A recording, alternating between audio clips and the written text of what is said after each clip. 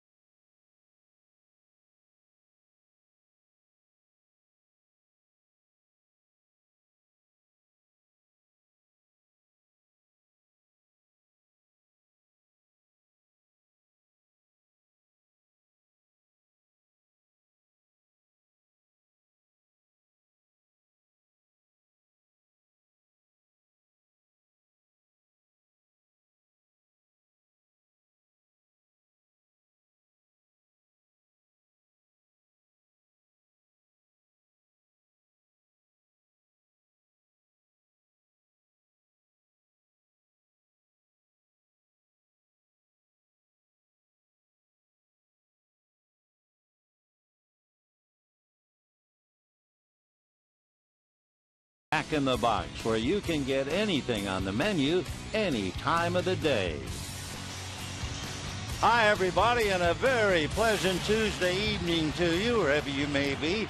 Welcome to Dodger Stadium, Game 2 of the 3-game series with the Arizona Diamondbacks, the red-hot division-leading Arizona Diamondbacks, leading the Giants by 8.5, leading the Dodgers by 13. Their magic number to clinch it over the Giants is 7, any combination thereof. And the number for the Dodgers is down to 3. So for Arizona, looking for their 87th win, Kirk Gibson has been playing great ball. They've won 17 of the last 20. And here's his lineup for tonight's game. Gerardo Parra from the number 8 slot, where he has been so effective. He leads off tonight. Aaron Hill at second base, Justin Upton in right field, and the catcher Miguel Montero. Paul Goldschmidt at first base. Chris Young is in center field. Ryan Roberts at third, batting 7th. John McDonald, the shortstop, and Ian Kennedy will be on the mound with his 19 victory. On the mound for the Dodgers with his 10 wins is Chad Billingsley, 10-10, 1-2 against Arizona this year, 10-7 lifetime. In his 3 starts against Arizona, his ERA is over 4. So we'll see what he can do tonight against a very tough lineup. One of the things that has made Arizona so much tougher this year than in the past, the fact they don't strike out. In fact, they have struck out 20% less than last year's team. Last year, the D-backs averaged 10 strikeouts a game. This year, around 7. And 2 fellas who really led in strikeouts are gone. Mark Reynolds, who had struck out 211 times last year. Kelly Johnson, 148. And they're both gone, with Mark Reynolds going to Baltimore and Kelly Johnson going to Toronto. So here's Gerardo Parra coming off a 4 RBI game. Looks at a strike, and we're underway. For Parra, at 6'1", left-hand hitter, batting .295, 7 home runs, 41 runs batted in. The strike 1 pitch on the way. He looks, and that's a strike, and the count 0-2. So Billingsley starts off throwing strikes, has the leadoff man in the hole. No balls and 2 strikes. Parra waiting on a 0-2 pitch. Chad ready. Here he comes, and it's fouled off. When he got 4 RBIs last night, had matched Parra's career high, second time. 2 years ago, he did it against the Pirates. He's hit safely in 11 of 13. Here's the strike 2 pitch to Gerardo Parra, fouled away again. Another thing about Parra, he has a very good arm. He has 11 assists coming in the outfield. He's tied with Matt Kemp for second, behind Carlos Gonzalez, who has 12 assists. So he's a solid all-around player, and the strike 2 pitch is fouled away again. So no balls and 2 strikes, the count to Gerardo Parra, followed by Aaron Hill and then Justin Upton. So Parra back up to the plate from the Dominican Republic. Gerardo waits, Billingsley ready, and Chad deals. Breaking ball fouled outside of first. So Parra fouling him off. One of the great guys for fouling pitches off years ago was an infielder with the Chicago White Sox named Luke Appling. And Appling, you had the feeling, could foul off anything he wanted. Here's the strike 2 pitch on the way, and that's a one-hopper banged into left field for a base hit. So Gerardo Parra had 2 doubles last night, so he's now hitting 3 straight as he singles to left, and Aaron Hill coming up. Here are the Dodgers with the Leathers, Sands, Kemp, and Rivera in the outfield. Miles, Gordon, Sellers, and Loney on the infield. Billingsley and Ellis the battery. So Parra, after fouling off a few, singles to left, and the batter now, Aaron Hill. One other thing for Parra, he has stolen 11 out of 12. So Billingsley on the horns of a dilemma here, with Hill at the plate and Parra at first. Chad set. There goes Parra. The pitch is low. The throw is late. So Parra has stolen 12 out of 13. So among other things, Kirk Gibson loves to turn them loose. He was saying last night before the game, he learned that from Mike Sosa. If they want to run, okay. Better they're daring on the base paths than to be so ultra conservative they will only go one base at a time. So Parra lead off single, steal second, and Aaron Hill now trying to move him around. The 1-0 pitch on the way is taken low. 2 balls and no strikes.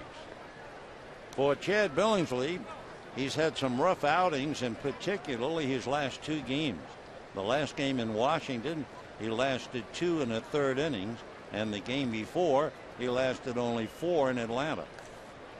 Chad out of a stretch, looks back at Parra, and the 2-0 pitch to Hill inside, ball 3. On deck, one of the top players in the league, Justin Upton. So 3-0 the count to Aaron Hill. Hill has hit in 14 of his last 15 and 8 straight on the road. Billingsley sets up around the collarbone, drops it down to the letters, comes with a fastball in there for a strike, and a 3-1 count. Aaron Hill came over along with John McDonald from Toronto for second baseman Kelly Johnson. So Gerardo Parra at second base, nobody out, just starting, and the 3-1 pitch to Hill, swung on, high fly ball down the left field line. Coming over, crossing the line, reaching in and backhanding it is Jerry Sands, and holding at second is Parra. Wonderful play by Jerry Sands, refusing to quit on a foul ball that looked like it was going to go in the stands, and he was able to reach over and backhand it as he went into the wall. Wonderful play by Jerry. Sands kind of pumped up anyway, coming off the game last night where he had 3 hits. So a wonderful play by Sands. Parra has to hold at second, and now here's Justin Upton, hitting .296, 30 home runs, 86 runs batted in, went 0 for 4 last night. Upton is also a terror on the base paths. He's stolen 21. So Billingsley looking at Parra, works a fastball low, 1 ball and no strikes, the count to Justin Upton.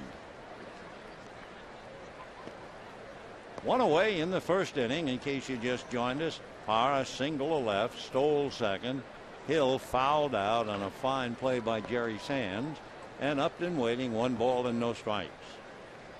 Justin in and out of the box. He was a first-round pick. His brother BJ a second-round pick. 2 highly talented kids out of Virginia. 1 ball and no strikes. Upton is hit safely in 8 of 11. He takes low. 2-0 the count to Justin Upton. He hit his 30th home run Friday against San Diego, so he joins Curtis Granderson and Matt Kemp, the only 3 to have 30 home runs and at least 20 stolen bases. The 2-0 pitch on the way. Upton swings, fouls it back, and the count 2-1. Last night he was very quiet, 0 for 4. He did have a walk and score a run. So Justin Upton, who's going to be around a while, he signed a deal whereby he'll be with Arizona through 2015. He's had 17 game-winning RBIs in the National League. The 2-1 pitch, he takes a strike at the knees, and the count 2-2.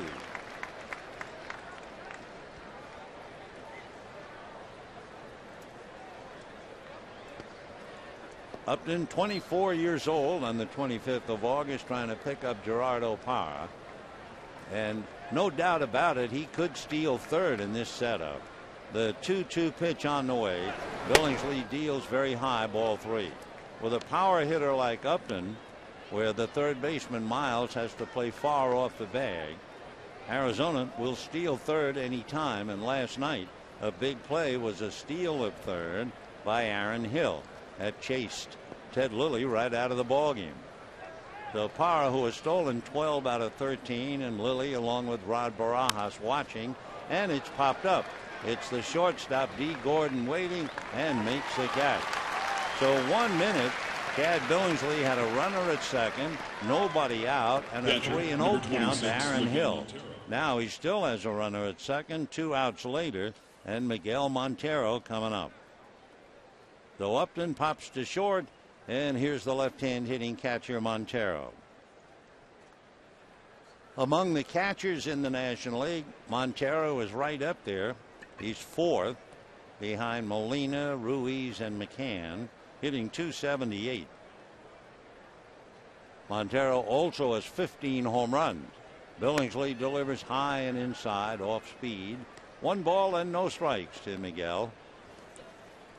Montero hitting cleanup last night, went 0 for 3, was hit by a pitch on the hand, but stayed in. Out of a stretch goes Billingsley with Parra at second and 2 out. The 1-0 pitch is swung on. High fly ball into deep right center field, and this one is gone. Miguel Montero clears the right center field wall. 16 home runs, 79 runs batted in, and just like that, Arizona is out in front. For Billingsley, the 14th home run that he has given up this year. And as far as Billingsley is concerned, he has given up home runs to Aaron Hill. He had given up 1 to Upton. He had given up 3 to Young. And now he gives 1 up to Montero. So Arizona asserting itself immediately, leading 2-0. And here is Paul Goldschmidt, the big first baseman, who takes a strike.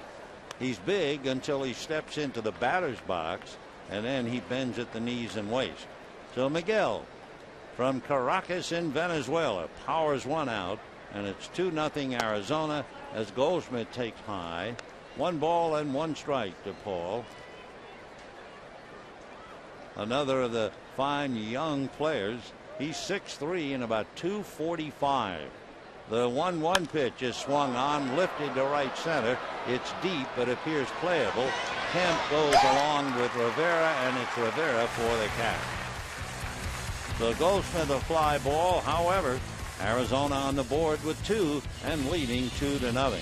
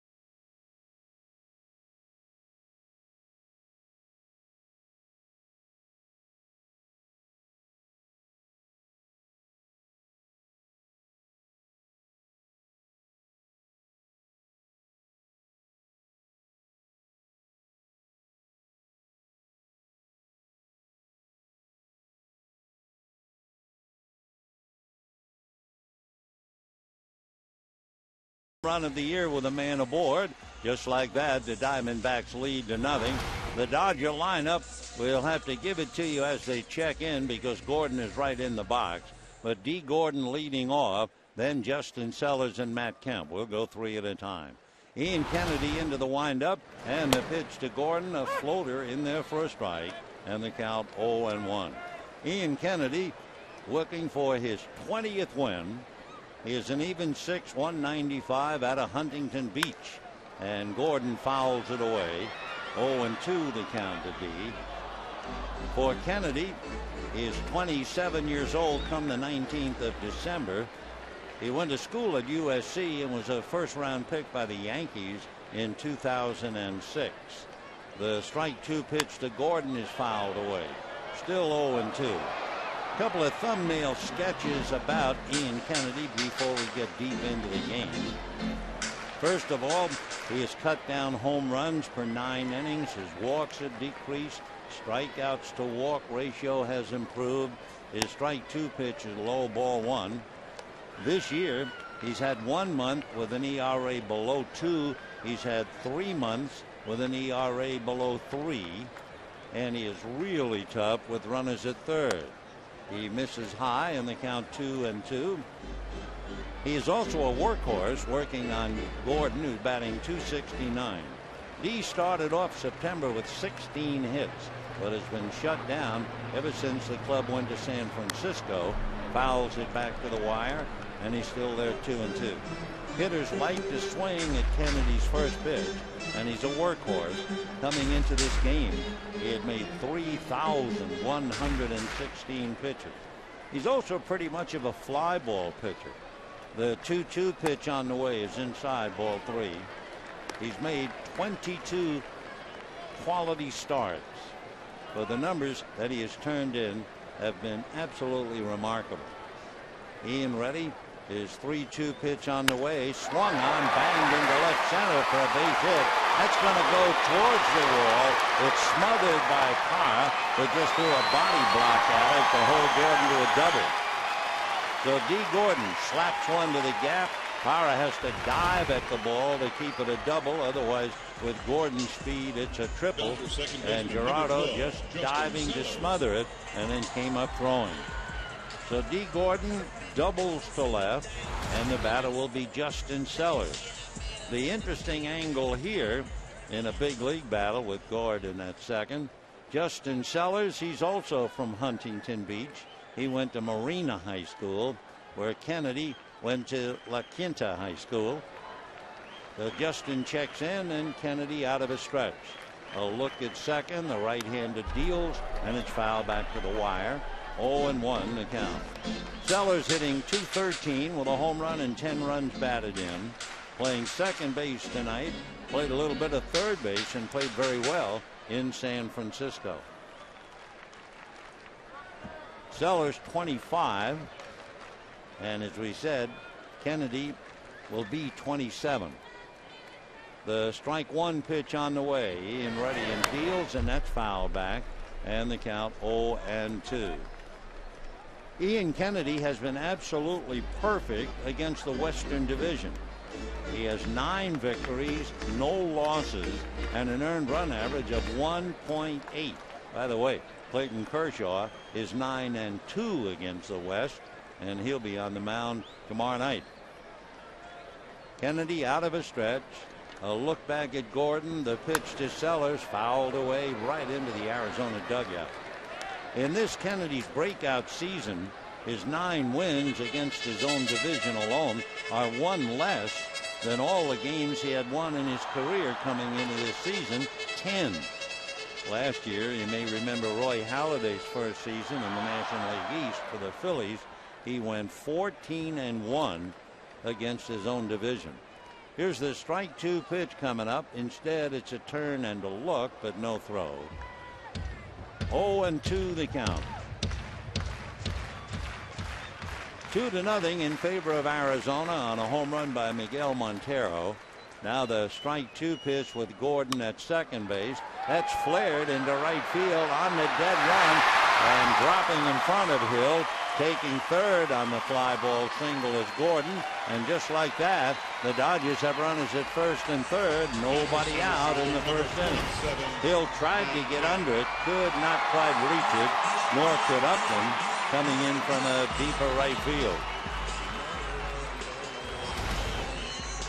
So Montero hits a 2-run home run in the top of the first, and Gordon doubles, Sellers singles, and here is Matt Kemp. Now, Matt Kemp is not the cleanup hitter. As you know, he's hitting third in the Dodger lineup, hitting .318, 33 home runs, 108 runs batted in. The cleanup hitter in every lineup in the league, is hitting 188 against Kennedy, and the cleanup hitter is Juan Rivera. So Kemp waiting. Matt pulls away a pitch low. 1 ball and no strikes. Matt Kemp versus Ian Kennedy has 2 home runs. And he's hitting .273 against Kennedy, who, by the way, has allowed 19 home runs. That's a lot for a guy trying to win his 20th. The 1-0 pitch on the way. Inside again. Ball 2, 2-0. Robin Roberts was always a favorite pitcher of ours when he pitched for Philadelphia. He's in the Hall of Fame. He was a marvelous pitcher. Home runs did not bother him. 1 year, Robin Roberts gave up 46 home runs. 46. And as I said, he's in the Hall of Fame. 2-0 the count to Matt Kemp. Here comes Kennedy. It's swung on and fouled away. And the count 2-1. 2 runs, 2 hits for the D-backs, and the Dodgers come right back. A line drive double by Gordon, a pop fly single by Sellers, and Kennedy trying to get out of a jam here in the first inning. So Kemp back up to the plate. Matt, 108 runs batted in. Kennedy delivers, and it is fouled away again. Still 2-2 the count. Ian Kennedy has 178 strikeouts. He has walked 51, so he's better than 3-1. 19-4, 3-0 against the Dodgers this year, 1-0 here at Dodger Stadium, 3-1 lifetime, and he's won his last 4 decisions. Kennedy in trouble here. Right-hander ready, and the 2-2 pitch, and Matt fouls that one away. That was 94, and Matt was able to turn on it. 18 pitches now made by Ian Kennedy here in the first inning after Chad Billingsley made 23.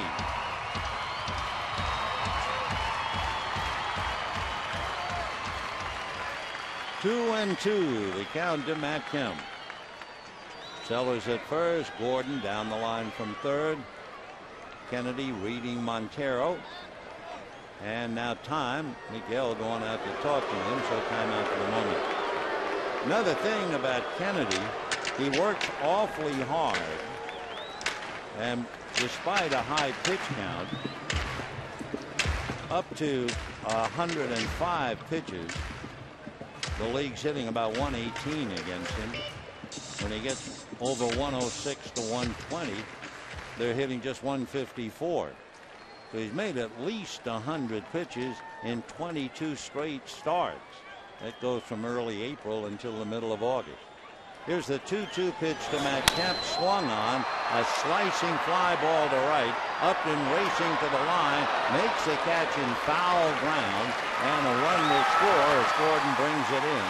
Nice play by Justin Upton in the right field corner, and the 109th run batted in for Matt Kemp.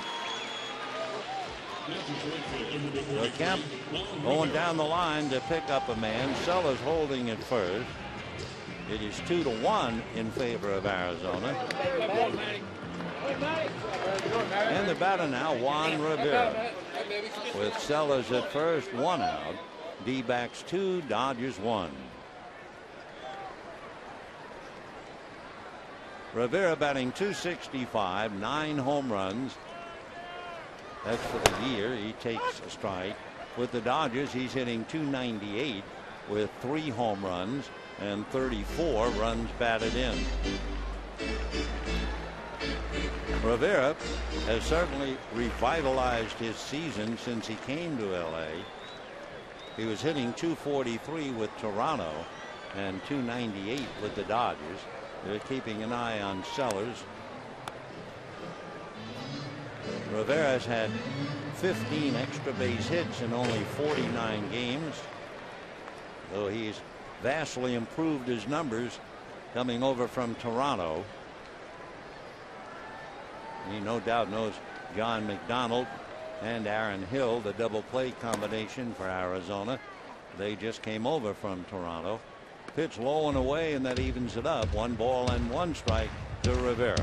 On deck, James Loney.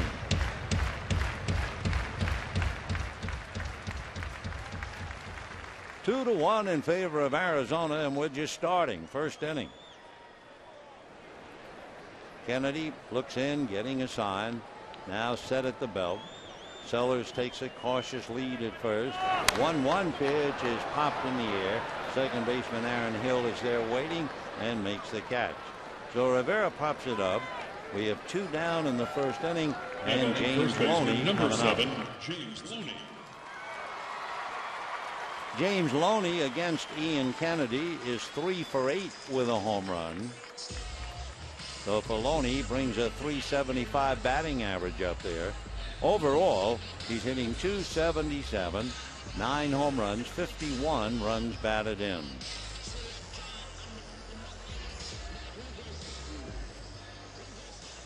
Kennedy trying to get out of the first inning. The D-backs lead 2-1. And with 2 out, Loney checks in as Sellers takes his lead at first. Kennedy set, looks over his shoulder, now comes to the plate and gets a strike, and the count 0-1. So Billingsley made 23 pitches, and Kennedy is ready to make his 23rd pitch here in the first inning. Ian looking down the barrel to Reed Montero. The strike 1 pitch is swung on and fouled back, and the count 0-2. Loney last night, hitting in the number 2 slot, went 0 for 3 with a walk. Now hitting behind Rivera in the number 5 position with Aaron Miles on deck. 2 runs, 2 hits for the D-backs, 1 run, 2 hits for the Dodgers. Arizona has won 5 of 7 from the Dodgers here at Dodger Stadium. The Dodgers have split 6 over in Arizona.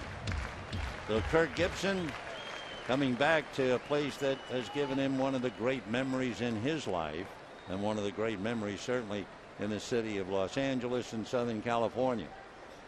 0-2 the count to James Loney. Kennedy backs off the rubber, and it's still 0-2.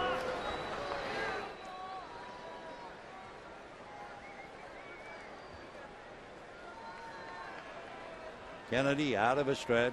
Sellers increases his lead a little bit. Loney takes a pitch off the plate and low. 1-2 the count. Marty Foster is the plate umpire. He's working on his 13th year. Marty lives in Wisconsin. He was born in Denver.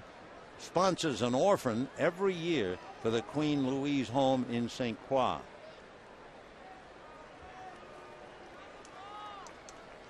That's a home for orphan children. So he's a good man behind the plate. 1-2 the count. Here comes the pitch, high and away, ball 2. Though we told you that Kennedy makes a lot of pitches, and he's certainly putting that in the window. He's made 26 pitches, or 25. 26 will be coming up. Kennedy's percentage, going 19-4, is just under the great percentage of Randy Johnson. He works low to Loney. Back in 2002, Randy Johnson was 24-5. That would be an .828 percentage. Kennedy 19-4, just 2 percentage points behind him. Ian ready, and so is Sellers to go. The 3-2 pitch. Loney swings, drives it down the right field line into the corner. Sellers, under a full head of steam, is on his way to score easily on a double by Loney, and we have a 2-2 tie.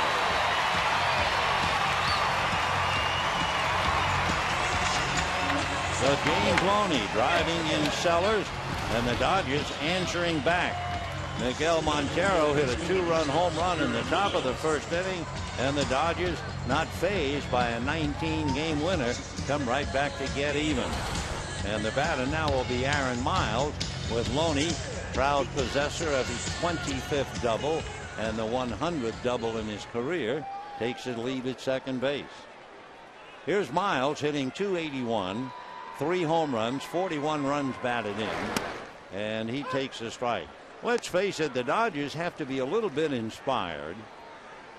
The 2 prime candidates in the National League for the Cy Young Award, would be Ian Kennedy and Clayton Kershaw. Kennedy's won 19. Kershaw's won 18. Foul away by Miles, 0-2. So if the Dodgers can beat Kennedy, or at least make sure he doesn't beat them, he'd finish the night with 19 wins. Then the Dodgers try to help out their teammate Clayton Kershaw to win tomorrow night, and then they would each have 19 wins. Trent Olson alongside of Kershaw in the dugout, and the pitch over Miles' head. So Kennedy is way off his game. He's made 30 pitches already in the first inning and has given up 2 runs. Kennedy came into the game with an earned run average of 2.9.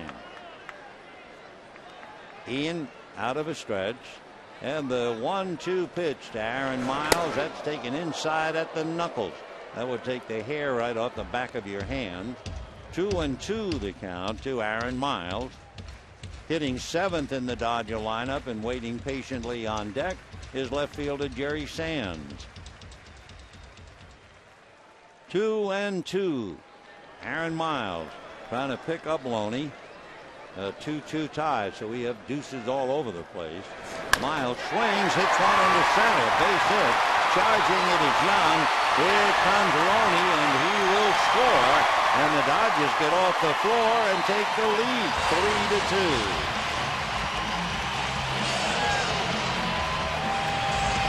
So Aaron Miles, base hit, run batted in. James Loney carries it in.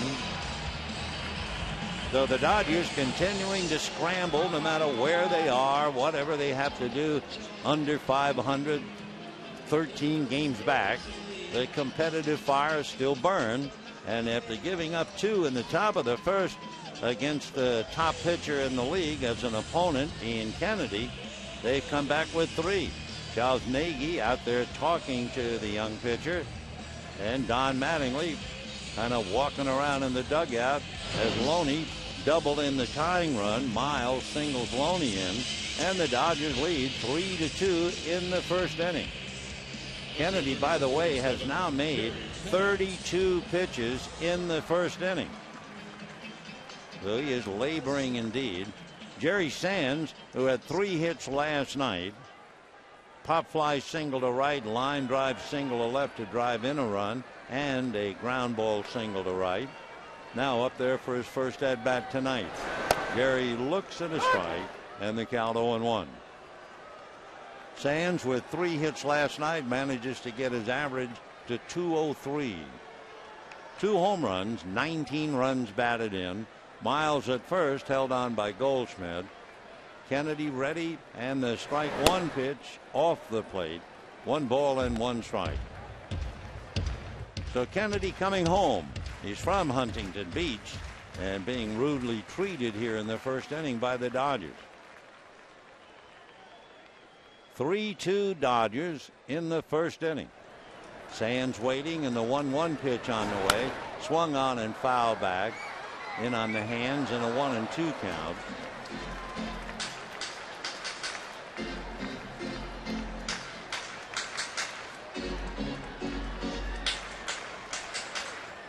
So Jerry Sands back in waiting. Kennedy looks down the barrel to get a sign from Montero. Miles again hops off the bag at first, and the 1-2 pitch swung on and hit down the left field line. That's a base hit, maybe more. Miles is going to be waved in by Wallach, and the relay to the plate will not do. The run scores on a double by Sands, and the Dodgers lead 4-2. Shortstop McDonald got the throw from Parra and was poised to throw to the plate, and then realized he didn't have a play. So Sands hooks one into the left field corner, and the Dodgers come bouncing back with 4 in the first inning and lead 4-2. So in the inning, Gordon doubled and Sellers singled him to third. Kemp's fly ball picked up Gordon. Then Rivera popped up, but Loney doubled in Sellers to tie up the game. Miles singles home Loney to give the Dodgers a lead. Sands doubles in Miles. So it is 4-2 Dodgers Kennedy has made 37 pitches in the first inning, and A.J. Ellis is at the plate. Kennedy being rudely treated. His next pitch fouled away, and the count 0-2. So you win 19, you're trying to win your 20th, you're coming home to your area, Huntington Beach, and things are just not working that well. He has averaged just under 7 innings a start. His pitch now to Ellis foul back, and it's still 0-2.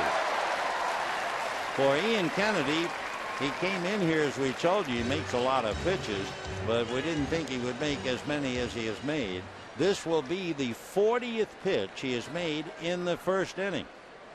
A 19-game winner being spun around on the mound at Dodger Stadium. Ellis waiting with 2 out, 4 in the bank, 4-2 Dodgers. Kennedy delivers down and away, ball 1. 1-2 the count.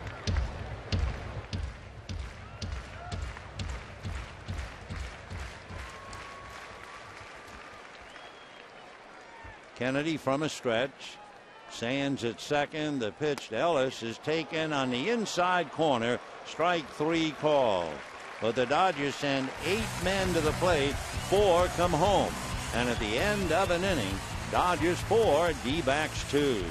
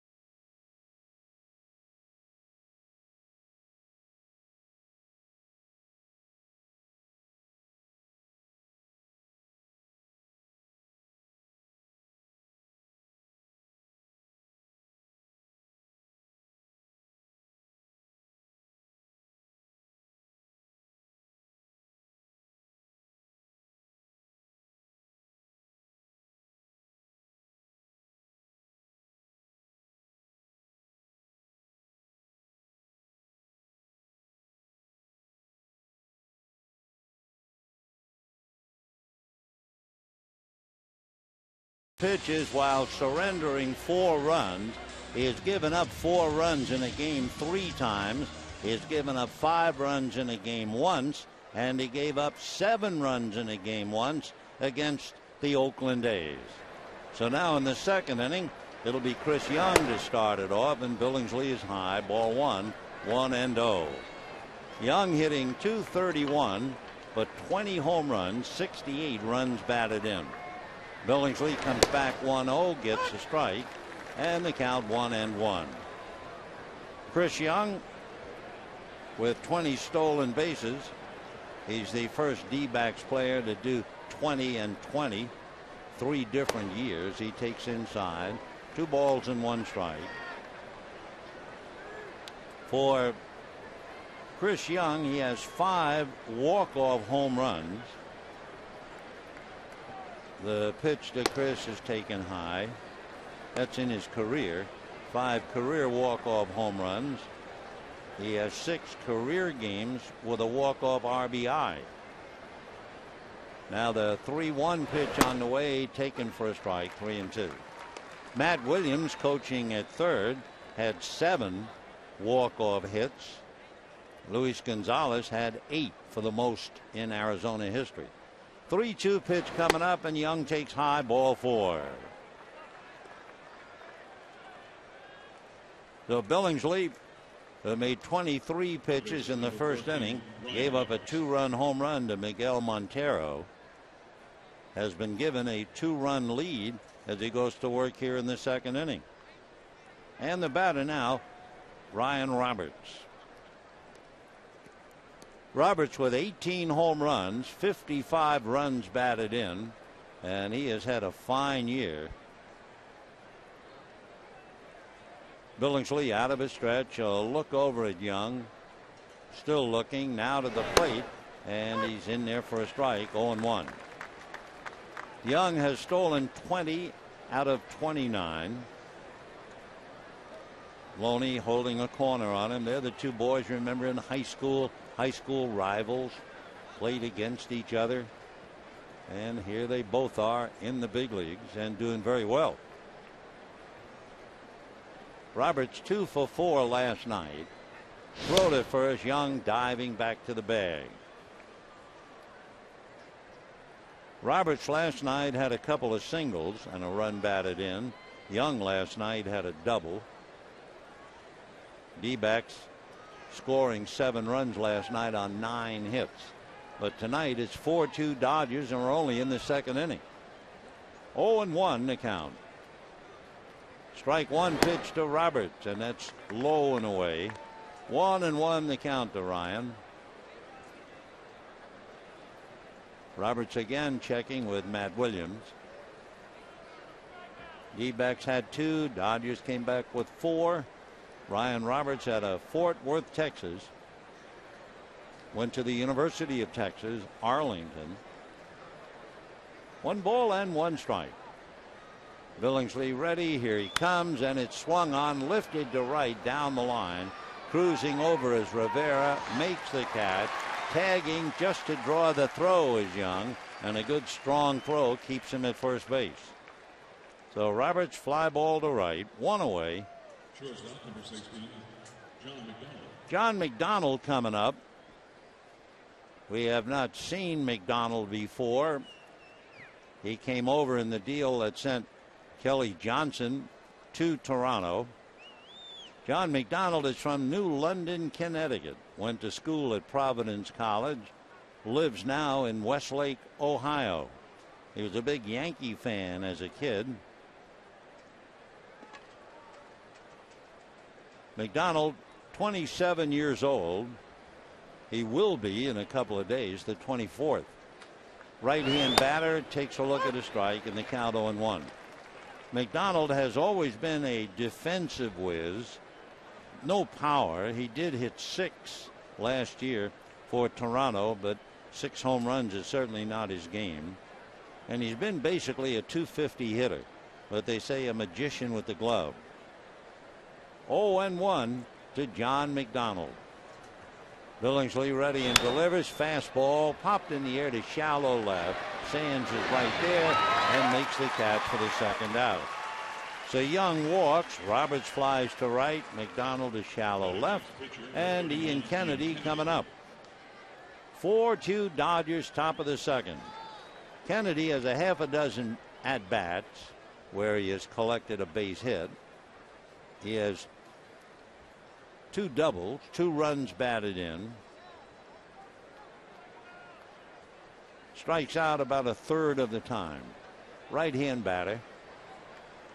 Billingsley delivers. Fastball off the plate. Ball 1. 1-0 the count to Ian Kennedy.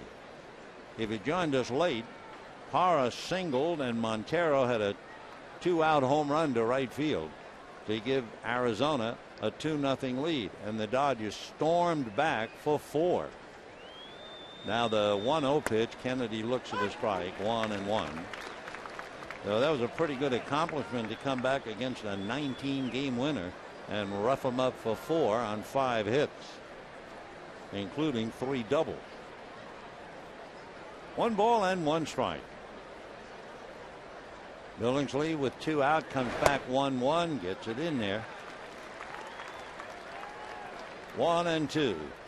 Tomorrow night, 16-game winner Daniel Hudson against 18-game winner Clayton Kershaw.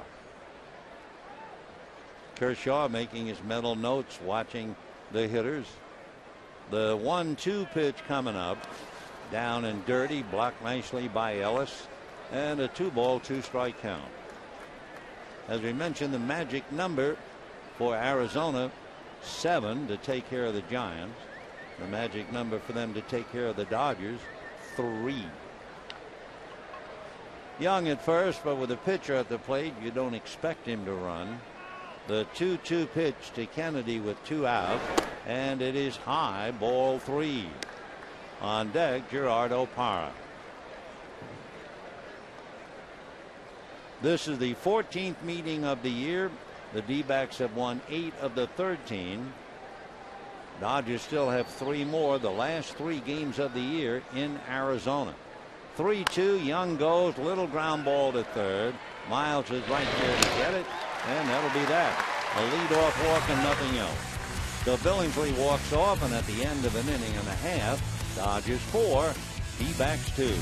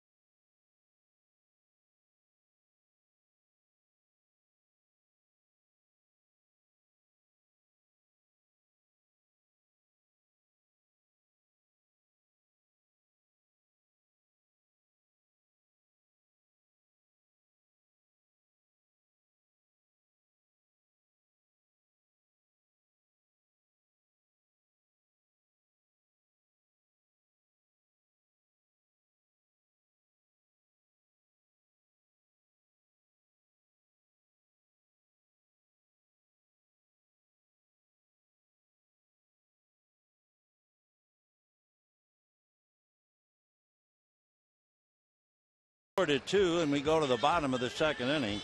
We can also tell you the Giants lead the Padres 1-0 in the third. That's Corey Luebke and Matt Cain. To really examine what took place in the first inning, never mind just the base hits, but examine what happened with Kennedy in his pitches, of which he made 41. Billingsley takes a strike. First of all, Kennedy was ahead with strike 1 to 7 of the 8 hitters in the first inning, and he was 0-2 to 5 of 8 as Billingsley takes low. Yet going 0-2 to 5 of 8, he struck out only 1. Now the 1-1 pitch on the way. Kennedy's fastball hit in the air to right center and deep. That's over the head of Upton, but he goes back and catches it. So a long fly ball to right, 1 away. And the Dodger leadoff man, D. Gordon, coming up. You know, Saturday, Dodger Stadium comes alive between 2 and 6 p.m. with music, food, games, and fun for the whole family before the game at La Gran Fiesta. Viva Los Dodgers, presented by Coca-Cola, Hyundai, and Time Warner Cable. La Gran Fiesta is free with your ticket to the game with the Pirates. For tickets, go to Dodgers.com/Viva. And the pitch to D. Gordon in for a strike, 0-1. In looking over the first inning, Gordon doubled into the gap in left center to start the fire. Shows bunt, takes low, 1-1. Of those 41 pitches that Kennedy made, 13 were fouled off. All 5 hits and the sacrifice fly by Kemp came with 2 strikes. Ground ball to the right side. Aaron Hill makes the play easily, and we have 2 down in the second inning. Back in April, the toughest inning Ian Kennedy had was a 39-pitch inning, but he passed that tonight with 41. So 2 out. Dodgers lead 4-2, and Kennedy working now on Justin Sellers, the Battle of Huntington Beach. Ian ready, and the pitch to Justin. He shows bunt, takes a strike, and the count 0-1. One of the notes we had on Kennedy was the fact that he does give up a lot of hits on an 0-2 count. Coming into this game, he had given up 227 hits on an 0-2 count. So I guess it's no surprise that that happened to him in the first inning. Sellers chasing one, and the count 1-2.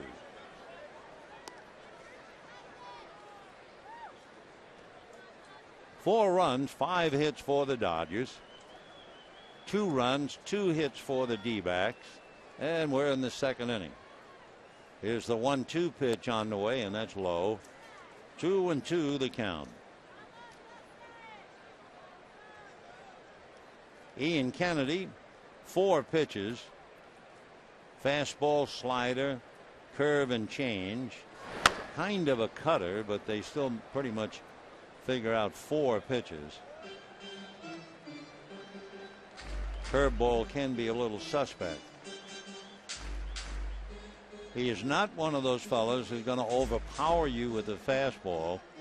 His fastball high, they say, has been about 93. The 2-2 pitch on the way. Ian looks in. Sellers waiting. And the pitch is swung on and pulled foul down the left field line. Count stays 2-2. So the 2 fastballs, the 4-seamer that has a tendency to rise, gets that to 93. And then the 2-seamer, maybe 86, somewhere up in the high 80s. 2-2 pitch on the way, and Sellers pulls it on the ground back at third. Nice pick. Ryan Roberts throws him out. Roberts made a dazzling play last night, and with that glove, he took a double away from Jamie Carroll, and he certainly took a hit away from Sellers. At the end of 2, 4-2 Dodgers.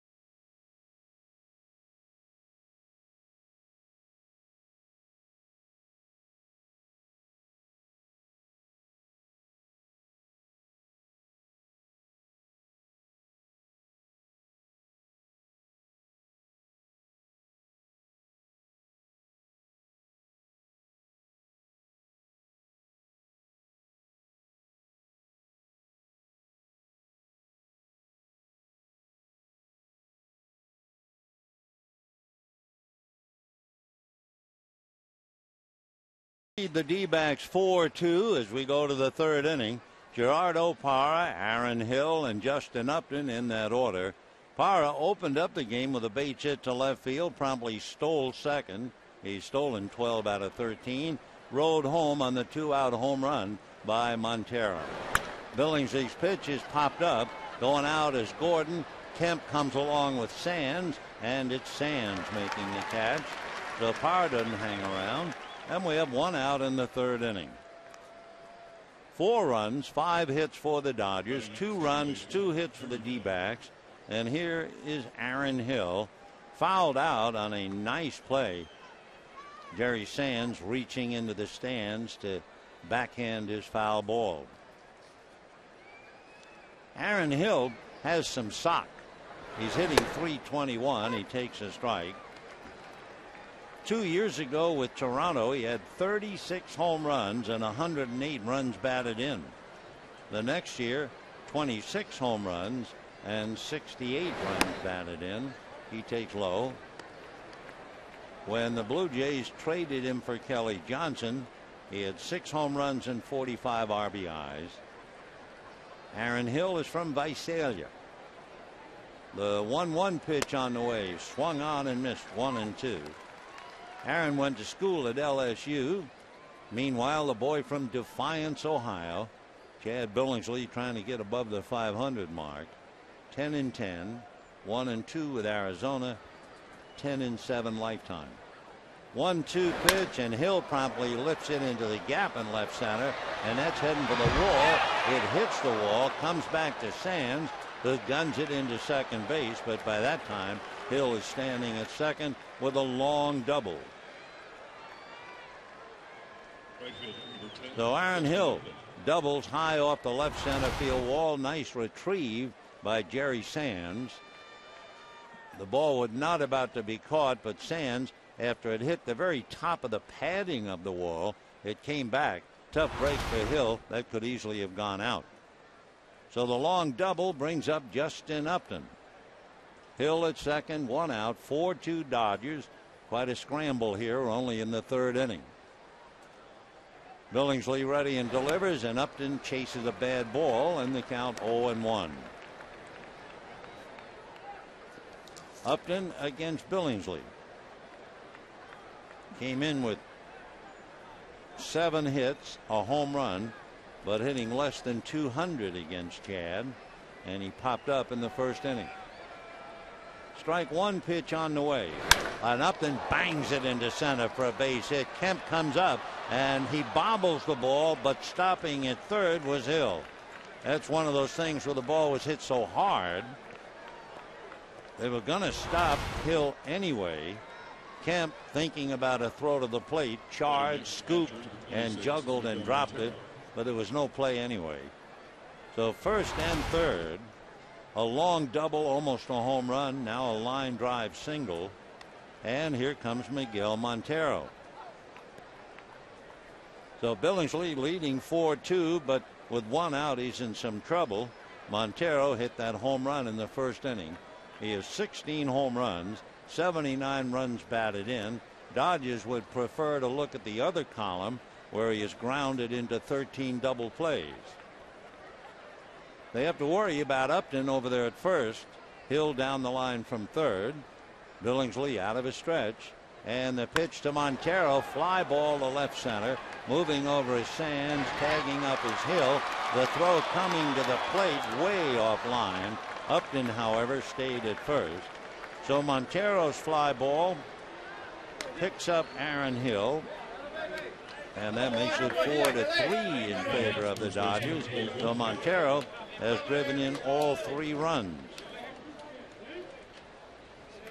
4 runs, 5 hits for the Dodgers, 3 runs, 4 hits for the D-backs. 3rd inning, and Paul Goldschmidt coming up. Goldschmidt flied to right field in the 1st inning. The big man at 245 pounds. 7 home runs, 21 runs batted in. Billingsley ready and deals.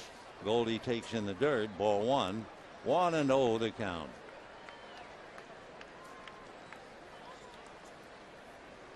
Goldschmidt, with his 21 runs batted in, 17 of them have come in team victories. He picked up 1 last night in an Arizona win. He was originally drafted by the Dodgers. Here's the 1-0 pitch. He takes inside under the hands, 1-1. Out of Texas, went to Texas State. Dodgers drafted him in the 49th round out of high school. Paul turned him down and went to State. 2-0 the count. Upton a threat over there at first, and the pitch to Goldschmidt off the plate. 3-0 the count. Upton has stolen 21 out of 29, and you have a 3-0 count. Now, Gibby lets them swing 3-0. You know what they're hitting? 6-11 in a 3-0 count.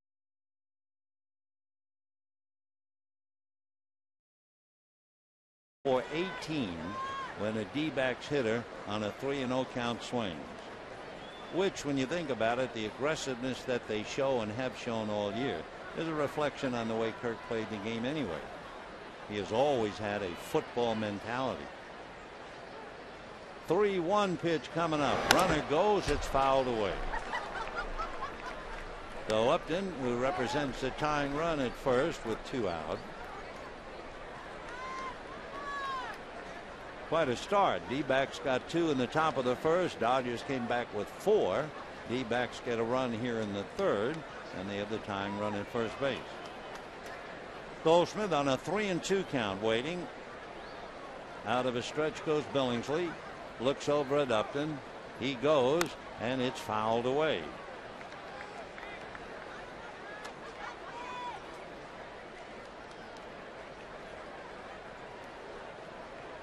For Goldschmidt, he wound up spending a summer playing up in Anchorage, Alaska. A summer college team up there. You go one of 2 places if you're a good college player, Alaska or the Cape Cod League in the East. 3-2 is high and away, ball 4. First and second with 2 out in the third inning. Chris Young coming up. Mattingly a little restless in the Dodger dugout, watching Billingsley squirm here. Chad giving up a double, a single, a scoring fly ball, and a walk. But he is still out in front, 4-3. Here's Young, who walked in the second inning. But Young is the fella against Billingsley who has 3 home runs. But he's a feast or famine hitter anyway. Out of a stretch goes Billingsley, and Young walks into a strike. Kind of moved in on the plate, and it got the inside corner. Chris Young hitting .231, but 20 home runs, 68 runs batted in. But when we say feast or famine, he has also struck out 125 times to lead the club. Strike 1 pitch, and Young hammers it down the left field line, and it goes foul. Boy, that had home run steam behind it. Young chewing his gum, a little angry at the fates, and it's a no ball 2 strike count.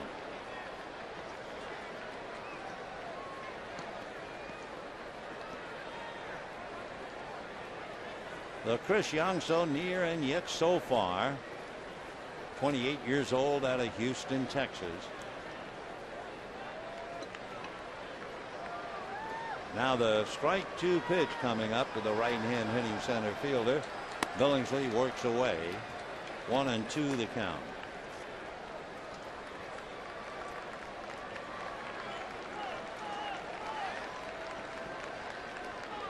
Billingsley trying to get out of a jam here in the third. 2 on, 2 out, and he's leading by 1. Chad a little ahead of the count, shaking no. Young tired of waiting and backs out. Upton at second. Goldschmidt at first with 2 out. Upton can take a good lead out there at second. The 1-2 pitch is off the plate. 2-2 the count. 2 balls, 2 strikes, 2 out, 2 on, 4-3 Dodgers. Upton the tying run. Goldschmidt at first, a possible go-ahead run.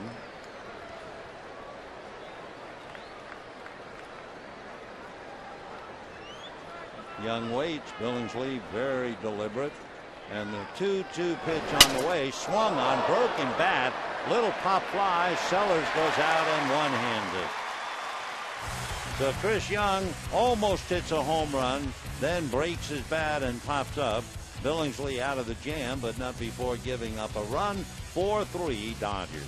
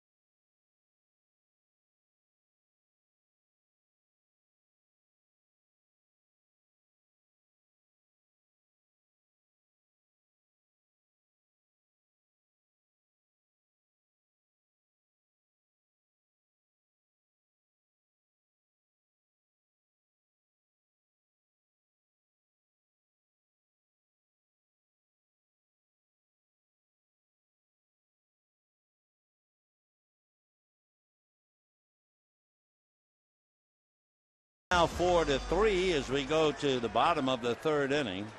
Matt Kemp, Juan Rivera, and James Loney. Kennedy trying to right his ship after a very rough first inning. And Kemp pulls away the pitch inside, ball one. Matt had a scoring fly ball down the right field line to pick up D. Gordon at third base to give the Dodgers one of the 4 first inning runs. Kennedy's 1-0 pitch on the way is swung on and missed, 1-1.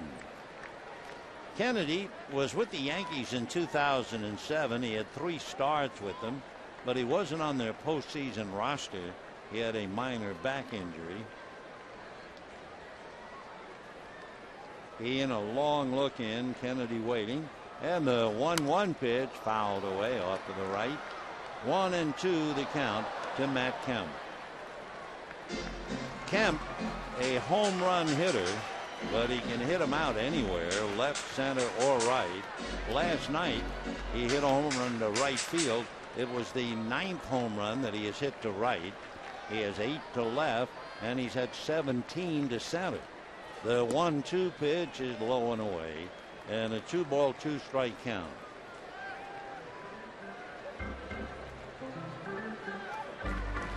Four 3 Dodgers, third inning.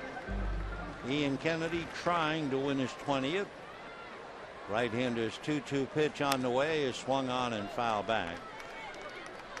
Kennedy was engaged to be married in 2007, and he set his wedding for October the 6th. That was smack in the middle of a potential American League Division series. Joe Torre, in September, when he heard about it, said, "I hope his prospective wife is very understanding." The pitch to Kemp in there, check swing, strike 3, and down he goes. 1 away. You know, it's USC night at Dodger Stadium Thursday at 7:10. The Dodgers and Pirates. Fans in attendance receive a Cardinal and Gold LA cap. Compliments of USC University Hospital. To show your support for both teams, buy your tickets now at Dodgers.com/promotions. So here's Rivera, who popped up in the first inning. The first pitch to Juan off the plate. 1 ball and no strikes.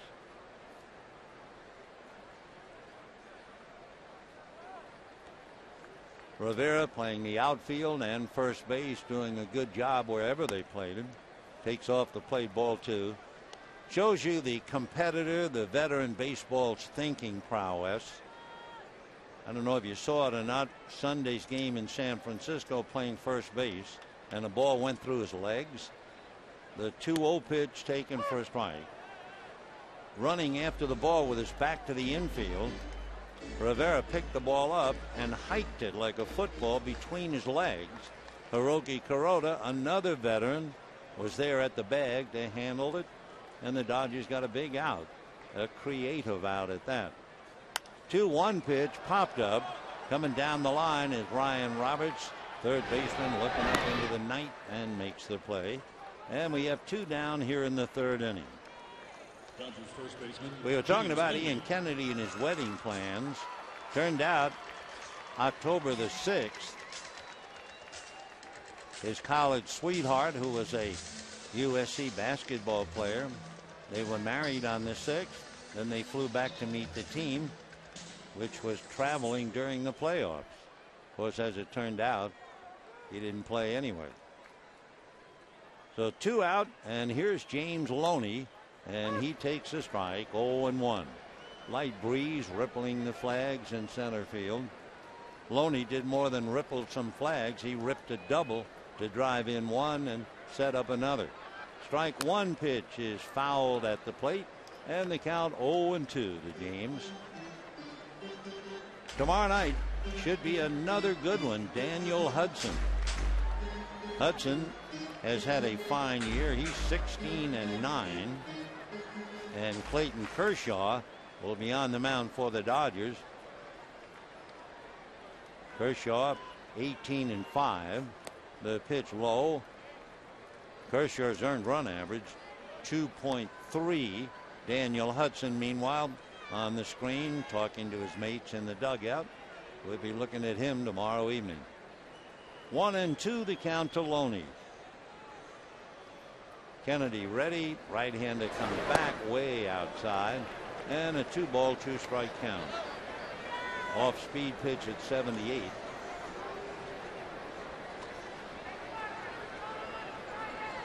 Kennedy turns ready. Ian delivers, and the pitch is low. That's the 2-seamer to sink, but he missed with it. 3-2 the count to James Loney. One of the things, and Gibson has a lot of great things to say about Kennedy, but Kirk says he has a great head on his shoulders. 3-2 pitch, and Loney lifts a fly ball to left, very payable.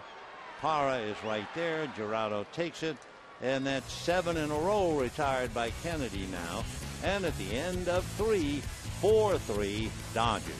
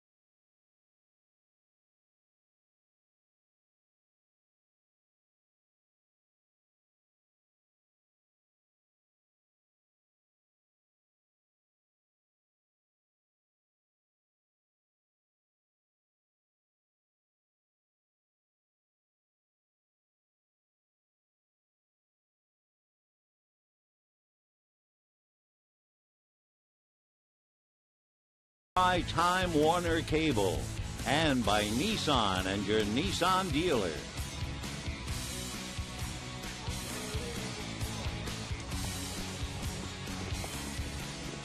Dodgers leading 4-3 as we go to the 4th inning. Ryan Roberts, John McDonald, and Ian Kennedy. Roberts flied to right field in the 2nd inning.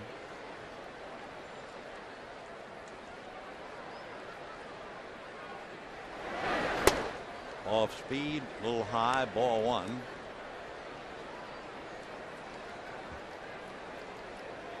Roberts will be 31 on the 19th. Ground ball back to third. Nice save there by Miles, and the throw in time. Well, turnabout is fair play. Roberts took a base hit away from Sellers, and now Miles takes a base hit away from Roberts. One out, and John McDonald coming up. Nice play by Aaron. One of the amazing stories, really. Jamie Carroll, Aaron Miles never figured to play as much as they have played. But Uribe went down, and the man from Iowa. So Miles and Carroll, given the opportunity, have turned in tremendous play all year long. 1-1 the count to McDonald. Jamie has most of the night off, maybe. Some way or another, he usually winds up in the game.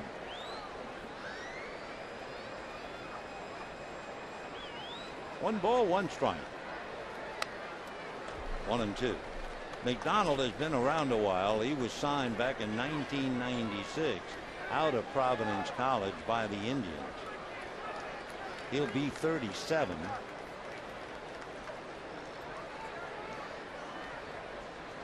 From the Nutmeg State, Connecticut.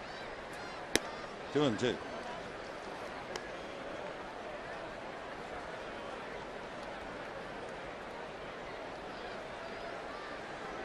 Two balls and two strikes. Foul back.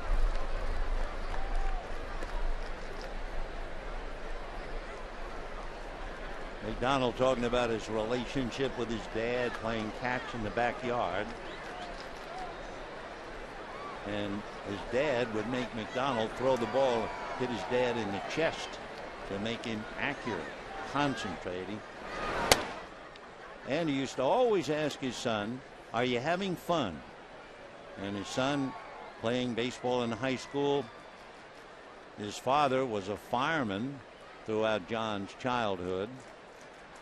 3-2 pitch, swung on, hit down the line, fouled and out of play. But it was always, "Are you having fun?" And even when John McDonald made it to the big leagues back around 2000, there was his father asking him the same question, "Are you having fun?" 3-2. Not having fun, hitting 171 and chasing a pitch off the plate. 2 down in the 4th inning. For Billingsley, that will be his first strikeout. McDonald chasing it. Slider got him, and now Ian Kennedy coming up. Kennedy grounded to third in the 2nd inning. Ball one. Tonight, Boston's Tim Wakefield won his 200th career game. That's popped up. Red Sox scored 18 runs tonight against Toronto. Gordon takes care of that. Down go the D-backs, and at the end of 3.5, 4-3 Dodgers.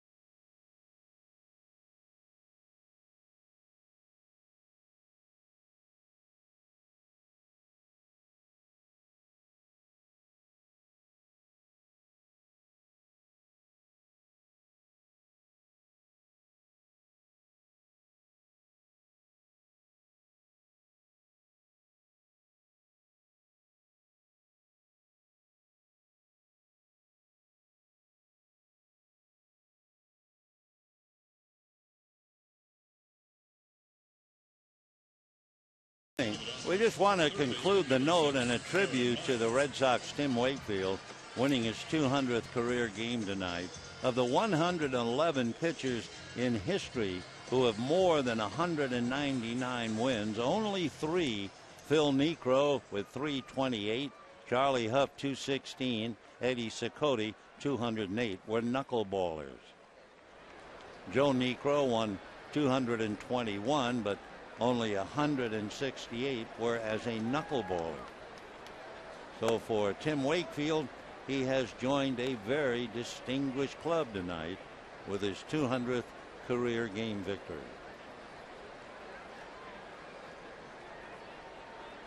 Aaron Miles fouls it away. He's 1 for 1. Miles singled home Loney to tie up the game, actually give the Dodgers a 3-2 lead. Sands then doubled home Aaron to make it 4-2 Dodgers, but now it's 4-3. 1 ball, 1 strike. Ball 2. Kennedy made 41 pitches in the first inning. He's now made 73 pitches in the fourth. And he's behind 3-1. Kennedy has struck out 2. He's not walked anybody.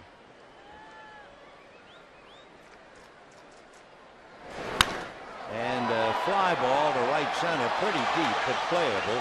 Young is there. So Miles, fly ball, 1 away. And Jerry Sands coming up. Jerry Sands. Jerry Sands, 3 hits last night.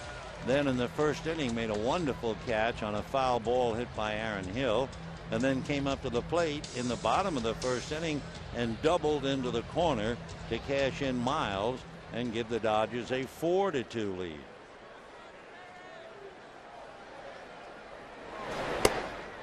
Ball 1.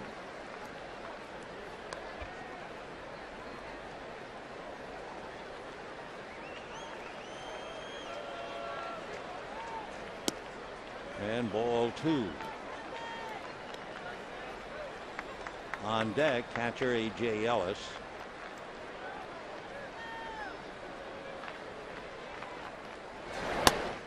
And a strike, 2-1. 78 pitches made now by Ian Kennedy.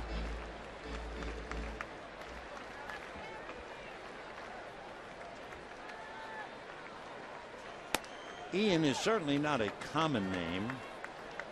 Yet when he went to La Quinta High School, he was the teammate of another Ian, Ian Stewart, with the Colorado Rockies.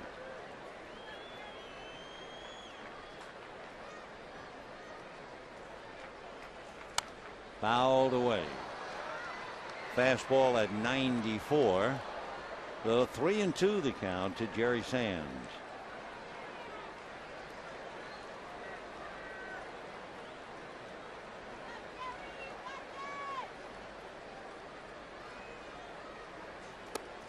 And he walked him.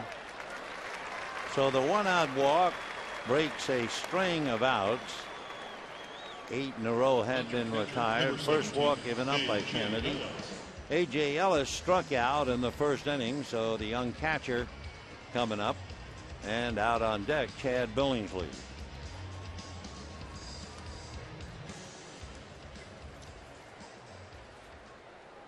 Ellis with a couple of home runs, 8 runs batted in.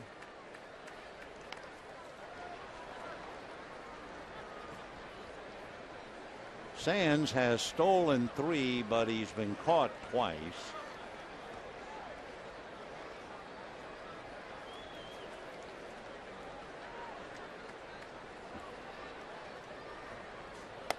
That's a strike. 0-1.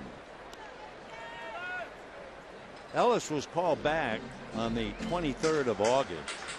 Since that stretch, he's hit .348.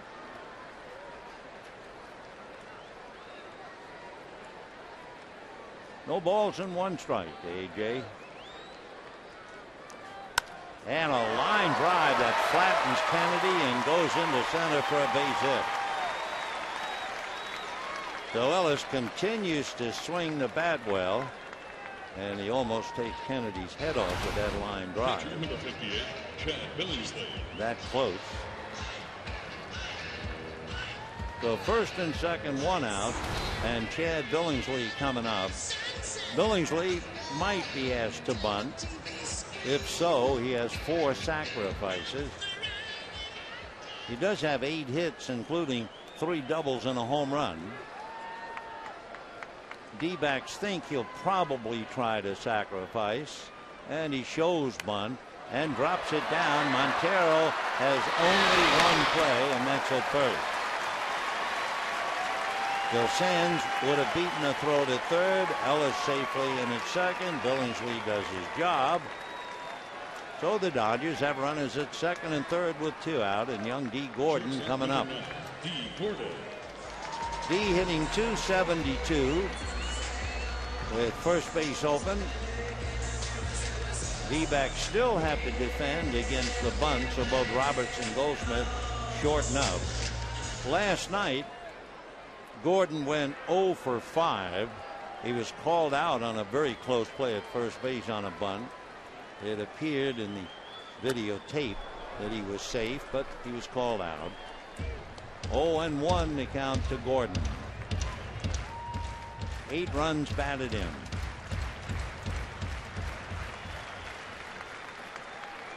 Sands at third. Ellis at second with 2 out. 4-3 Dodgers in the fourth. Fouled away. 0-2. For Gordon, he has struck out 24 times. He's had about 165 plate appearances.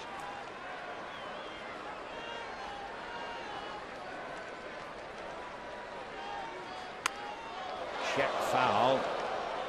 Almost went right over the head of Tim Wallach, and he gave it a lot of room.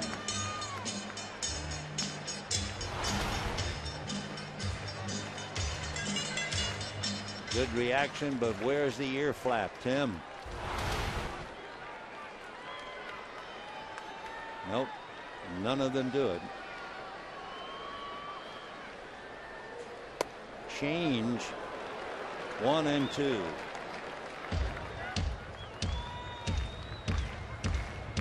Dodgers with second and third, 2 out, bottom of the fourth. Dodgers lead 4-3.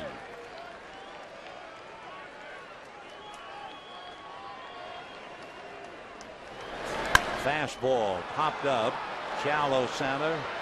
Going out for it is McDonald, but Young has a much easier play. So no runs, 1 hit, and 2 left. And at the end of 4, Dodgers 4, Diamondbacks 3.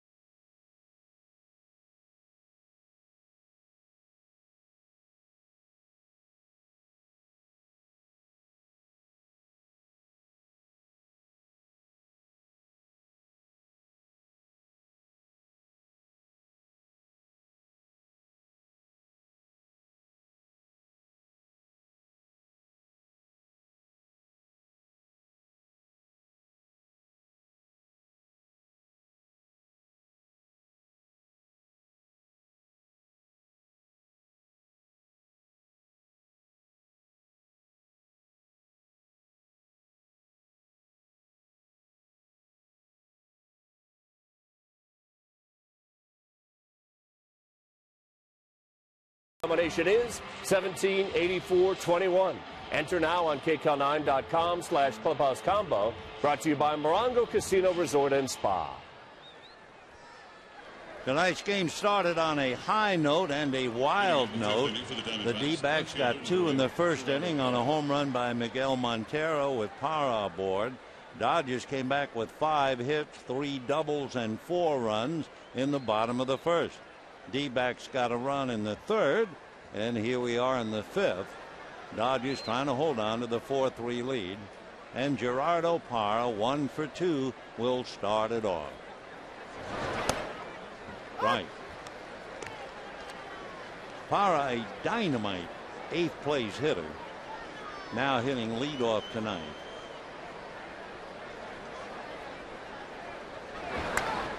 Oh, and 2.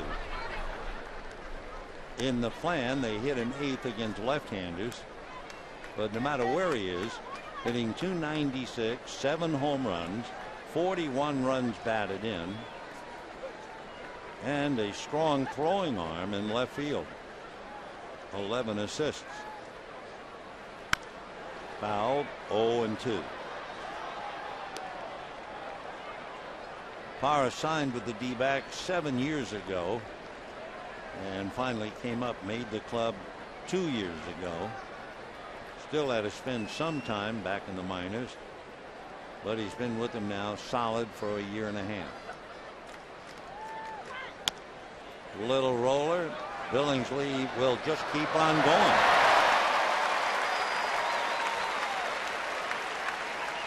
So Parra grounds out to the pitcher. Don't score that one too often. Chad almost fell down right there, but he maintained his balance. 1 away. Pitch was below the strike zone. So Parra taps back. Aaron Hill coming up. Hill fouled out to Jerry Sands, doubled, and scored a run in the 3rd inning. His double hit the very top of the left center field wall. That's right, off-speed pitch. That was in the high 60s.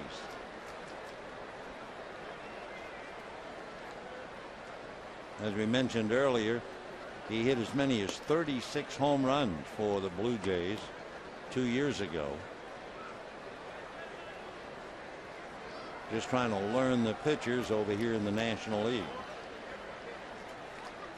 Only been in 20 games. 2-1 the count.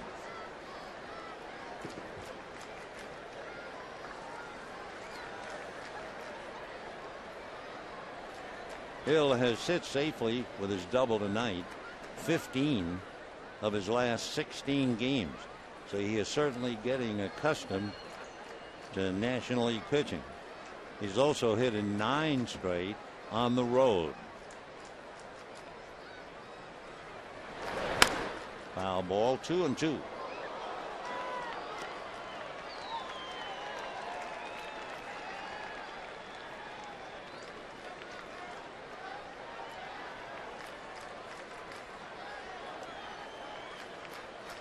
Chad Billingsley has been kind of a hit or miss of late. That's in the dirt. 3-2. From the middle of June till the present, in 17 games, he went 6-6, and his earned run average just about 5. He's had 7 of 17 starts where he allowed 37 innings. He's given up 37 runs. Meanwhile, Aaron Hill goes down, and Justin Upton coming up. You know, you can catch all the action of the 2011 Major League Baseball postseason on Fox and TBS. The excitement begins September 30th with the Division Series on TBS. 2 out, 5th inning, and here's Justin Upton. Popped to short, single to center. Upton 0 for 4 last night, so 1 for 6 in the series. 0-1.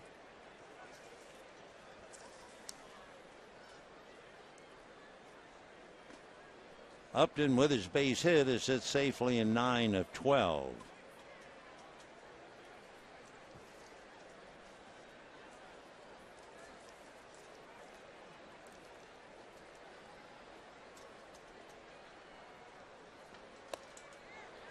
What kind of a dangerous hitter is Upton? Well, how about this note? He has driven in 25 runs with 9 home runs from the 7th through the 9th innings. 0-2. Time.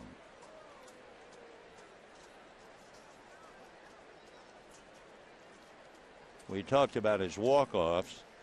He has 17 game-winning RBIs. Ryan Howard 22.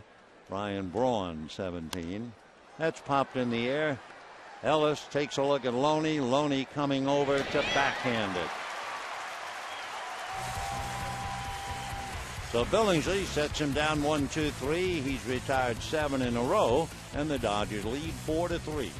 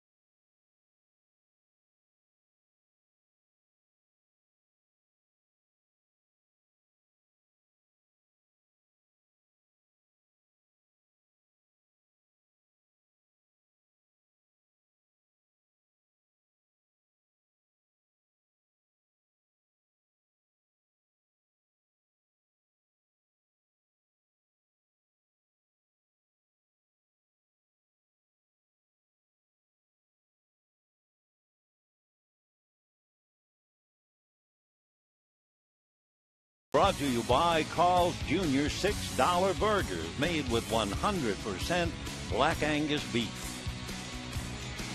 Bottom of the 5th inning. Beautiful evening here. 71 degrees at Dodger Stadium. Chad Billingsley thus far has made 85 pitches, leading 4-3, having gone 5. He's in line to pick up a victory, but a lot of work ahead of him. Meanwhile, Ian Kennedy was getting ready to pitch to Sellers, Kemp, and Rivera. Sellers singled and was robbed of a hit by Roberts. This is the Battle of Huntington Beach.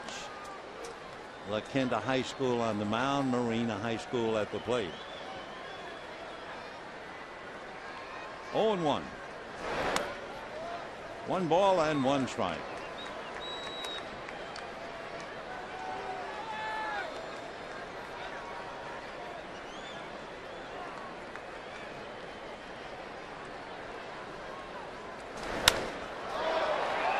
That's going to be in the left with Parra getting underneath it. And we have 1 away here in the 5th inning.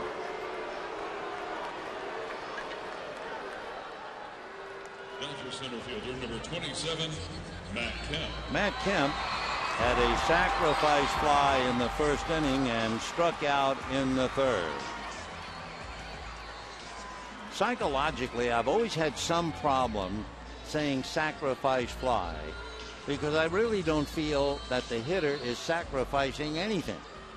I mean, if Matt Kemp hits the ball down the right field corner and it goes in the stands, pretty hard to say he was trying to sacrifice. At least when a fella bunts to move a man over, he is willing to give himself up. But when he's up there hacking and hits a long fly ball to advance a runner, it's hard to say sacrifice, but it's ruled just that. 0-1. Got him on the foot. That hurt. 0-2 the count.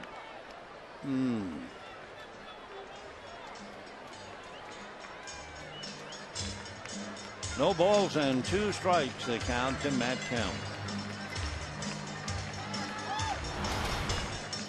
See where it got him. Oh, on the knee.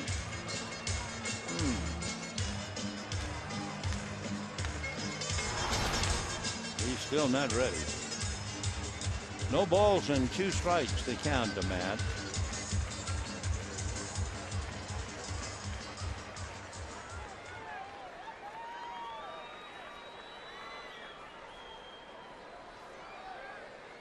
Four-three Dodgers, bottom of the 5th, 1 out. That's fouled off.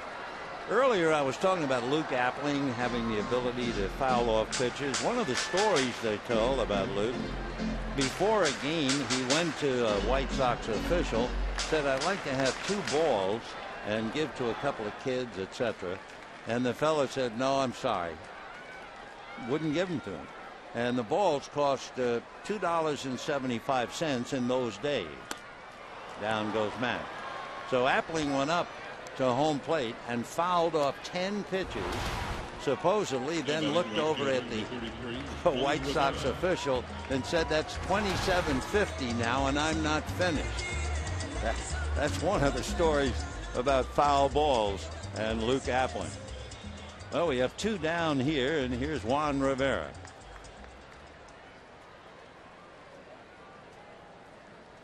Rivera has popped up twice, to second and to third, 0 for 2. Line foul into the chairs, 0-1 the count.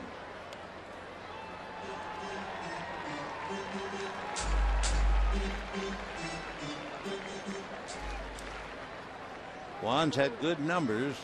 He has certainly been a valuable asset for the Dodgers. Rivera has been in 50 games now. Little pop fly, and it's McDonald. So the Dodgers tiptoe through the 5th inning, and at the end of 5, 4-3 Dodgers.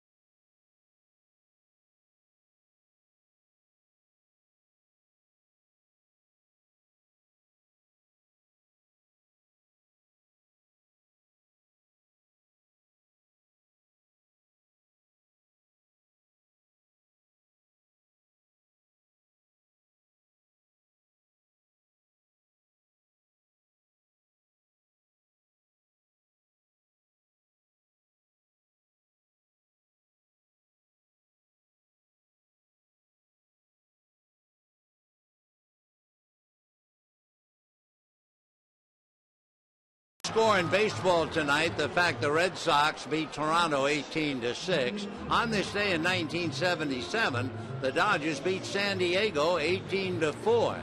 They had a 7-run inning, and in that inning, Dusty Baker incredibly drove in 5 runs in the inning itself. Let's go back to this one.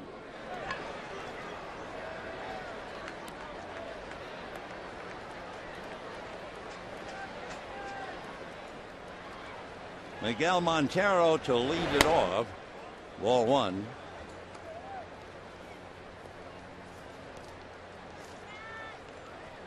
That was a big game for Dusty Baker with those 5 ribbies in 1 inning. That was a big year for the Dodgers.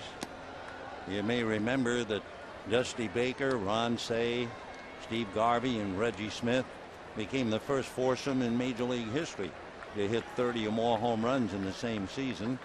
But it didn't help them beat the Yankees. They bowed in the World Series. They're going to check, no swing. Jeff Nelson, who took a nasty foul ball in the chest and neck last night, but he's okay and back to work. 3-0 to Miguel. He has 16 home runs, 80 runs batted in. And a strike. 3-1. Montero, the all-star catcher for Arizona. Very popular player over in Phoenix. Well, he should be. And fouled away.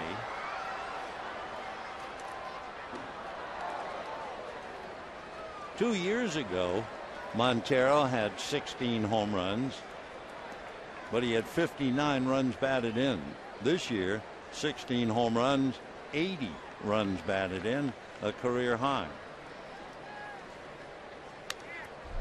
He's still up there hacking. Miguel is from Caracas in Venezuela. He speaks fluent English as well as Spanish, so he has an extra strength with the ball club. Left-handers give him a bad time, but he makes up for it against right-handers. And ball 4. So Montero draws the walk. Take a look at what's ahead for the Dodgers tomorrow night right here on Prime Ticket. That'll be a big one. Clayton Kershaw trying for his 19th. Then the Pirates will be in with Prime on Thursday, Friday, and Saturday. Final game with the Bucks on Sunday. Then the Dodgers will have Monday off, and the final 3 games of the year at home will be with the Giants. Ground ball back of the bag, fair ball. They go down to second in time. Had to wait on Tim Tschida to make sure. A nice play. First the throw by Miles, and then the good catch on that tricky hopper. Just on the chalk. Fair ball. And here's Sellers with like a first baseman stretch. Good play at each end.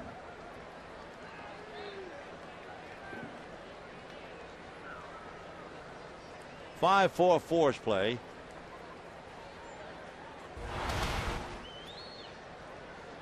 So Justin Sellers doing a good job wherever they play him. Third, second, short. Very valuable young player. Down in the Dodger bullpen, Matt Guerrier begins to warm up. That's off speed, ball 1 to Young. Chris Walk nearly hit a home run in the 3rd inning, pulled it foul, and then broke his bat and popped up to Sellers. 1 out, 6th inning.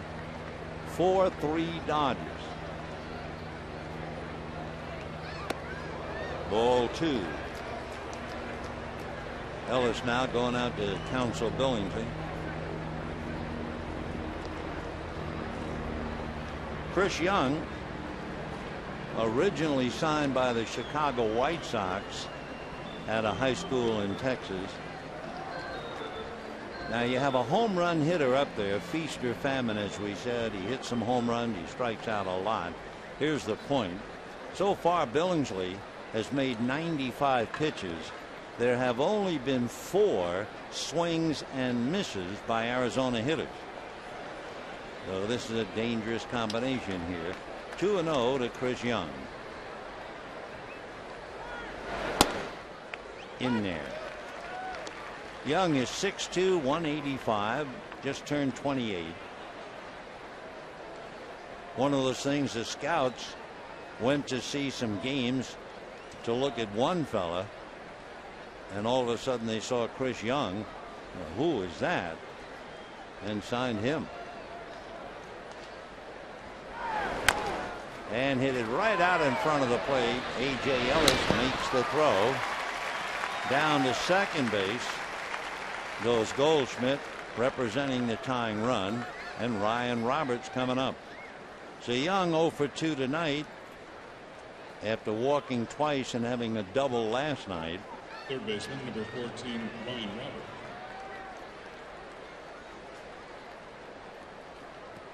Ryan Roberts flied to right, grounded to third, 0 for 2.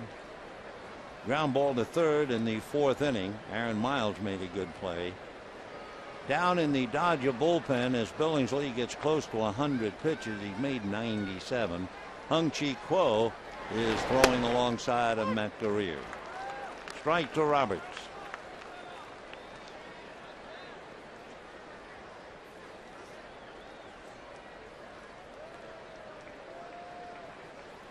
No balls and 1 strike.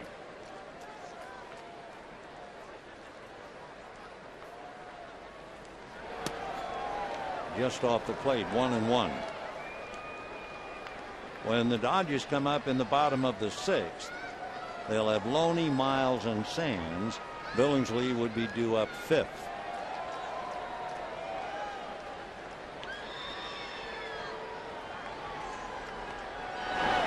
In the dirt, 2-2, and he has now made exactly 100 pitches.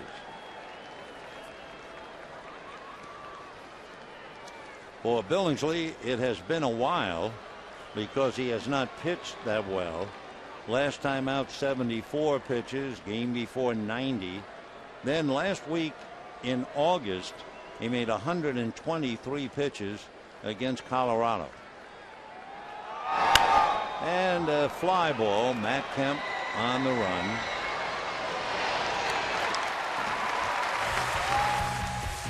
So the D-backs leave a man, and Billingsley walks off, still leading 4-3.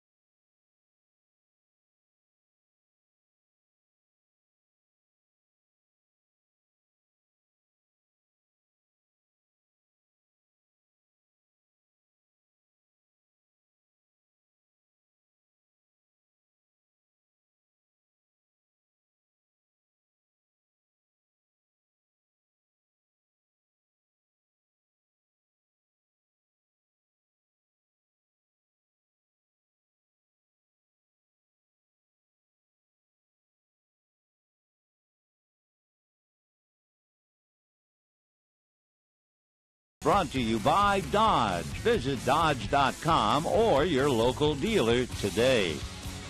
Dodgers holding on to a first inning lead. It's 4-3 Dodgers. Chad Billingsley has now made 101 pitches as he sits alongside A.J. Ellis and Jamie Carroll. So Billingsley toughing it out through 6, and they have stopped throwing in the pen. Loney, Miles, and Sands facing Ian Kennedy, and Kennedy knows one thing.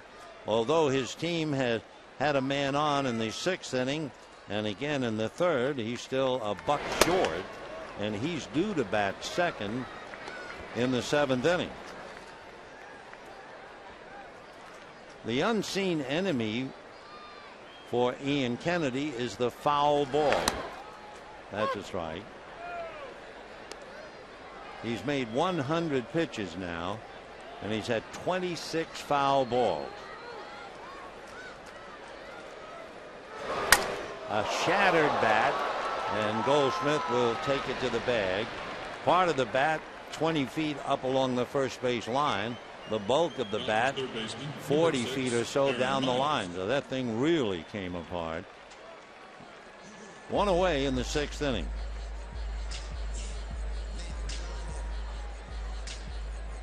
Since the 1st inning, when the Dodgers had 5 hits and scored 4 runs, They've had one hit.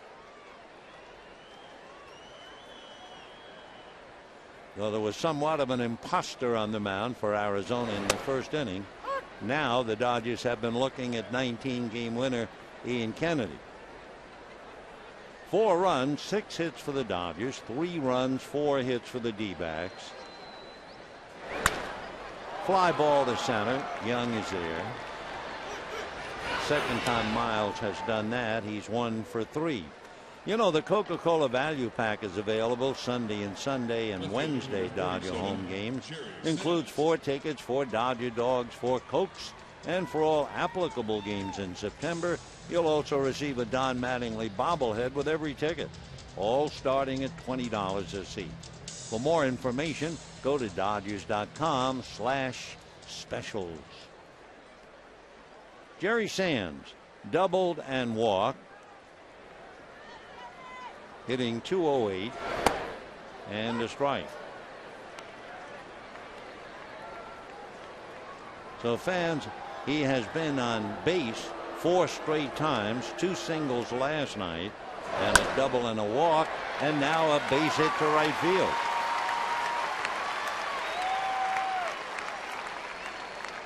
So Jerry Sands in 2 games against the D-backs has 5 hits and a walk.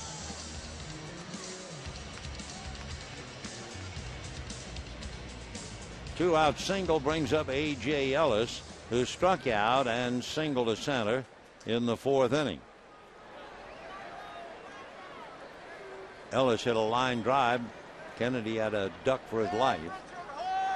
Chad Billingsley goes back into the dugout. Tony Gwynn comes out on deck, and that's a strike. So Billingsley will be coming out after making 101 pitches, sitting alongside James Loney, and the Dodgers leading 4-3.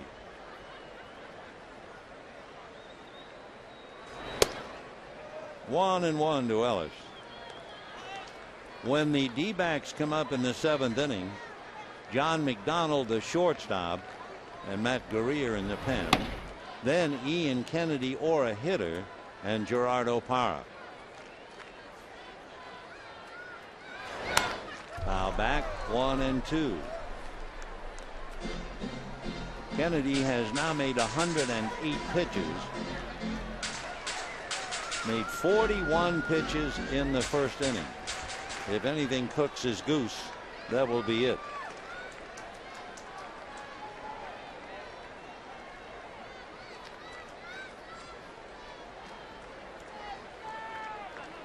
Time. 4 runs, 7 hits for the Dodgers, 3 runs, 4 hits for the D-backs. D-backs have not had a hit since the 3rd inning.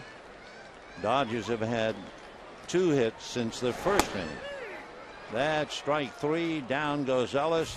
The Dodgers leave Sands. And at the end of 6, Dodgers 4, D-backs 3.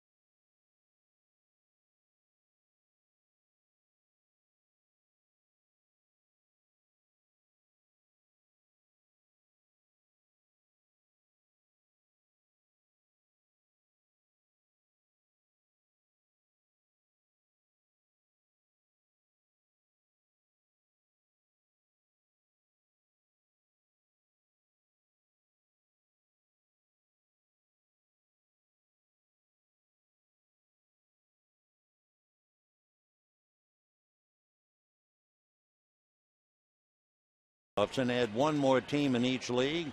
So far, the early results, 61% say yes. Text your answer to 86212 on your cell, and we'll find out your thinking. We can find out some thinking here. First of all, Tony Gwynn never got to the plate, so Chad Billingsley goes back out to the mound. Meanwhile, for the Diamondbacks, John McDonald and then Sean Burroughs comes out on deck to hit for McDonald. So the Dodgers, of course, have two plans. Number one, not to allow Kennedy to win his 20th, and now tomorrow night they'll be trying so hard to get Kershaw his 19th. That's a pop fly to Gordon. So McDonald goes a quiet 0 for 3, one away. Sean Burroughs came off the bench last night to bat for Joe Saunders and struck out. So Honeycutt and Mattingly, meanwhile, shaking his head, trying to get over the bad first inning. I mean, after the first inning, he was Ian Kennedy. In the first inning, he was a bearded stranger and allowed 4 runs and 5 hits. I'm sure he feels it would have been nice to win my 20th at Dodger Stadium. He probably has relatives and friends here from nearby Huntington Beach. They want to make sure, go over how they pitched to Burroughs last night. And they are not going to let Burroughs go downtown against Billingsley. They have Hung Chi Kuo and Kenley Jansen in the pen. You assume they'll bring in Kuo, and he's coming. So just to give you something to think about, Sean Burroughs has never faced him. We'll be back.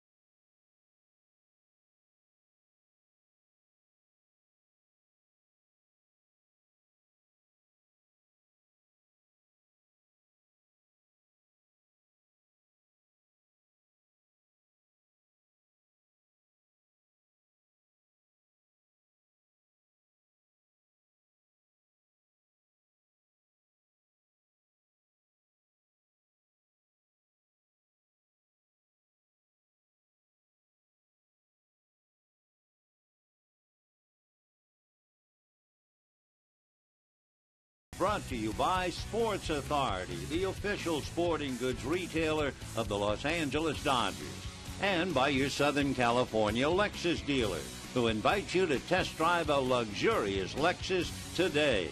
Visit Lexus.com. We have one out in the 7th inning. Chad Billingsley goes out leading 4-3.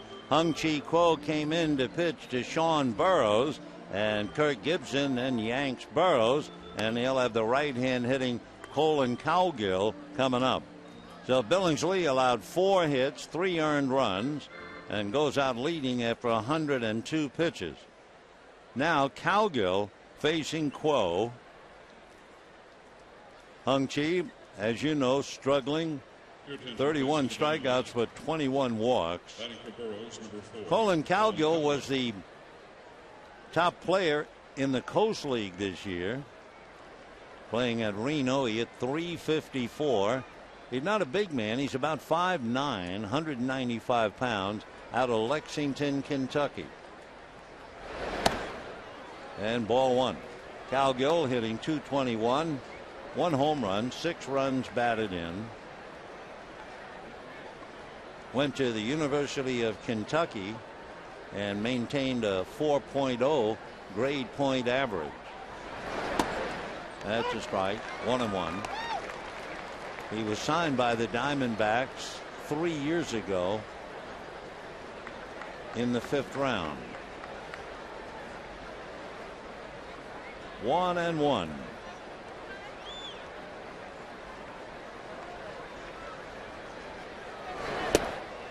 That missed ball 2. 2-1 the count. Cal Gill has had about 85 plate appearances, and he has struck out 24 times. That's been a little bit of a knock on him, that he strikes out too much. 2-1. 2-2.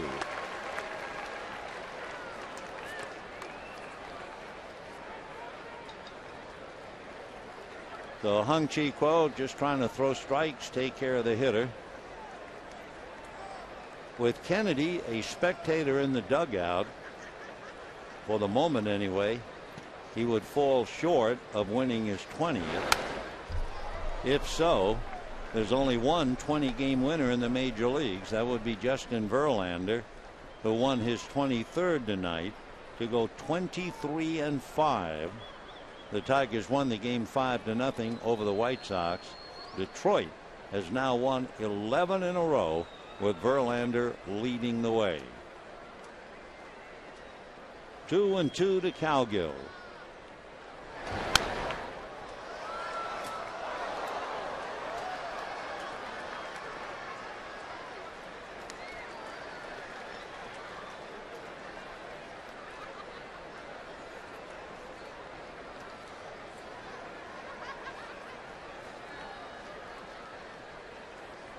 Still 2-2. And got him. So that's been his problem. Down goes Cal Gill, 2 out in the 7th inning, and Gerardo Parra coming up. Breaking ball took care of him.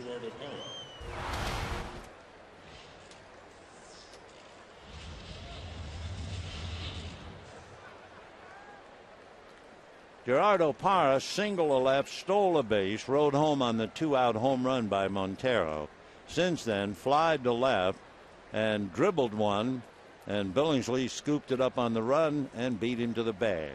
So he is 1 for 3, hitting .295. Wow, around to bunt and almost got hit in the head.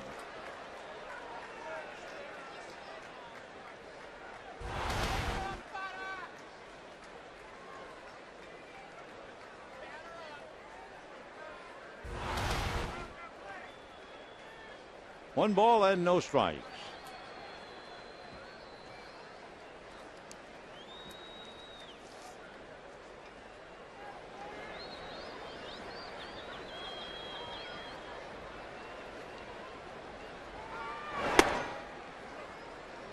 Parra is 1 for 3 against Hung-Chi Kuo in the past, and that one was a home run. So it may be a purpose pitch on that very first pitch. 2-0 to Gerardo.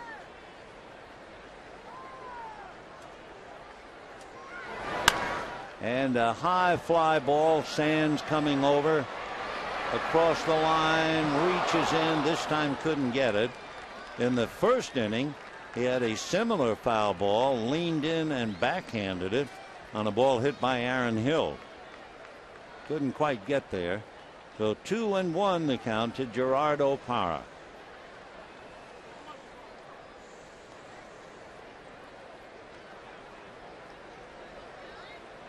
Parra's hit safely in 12 of 14.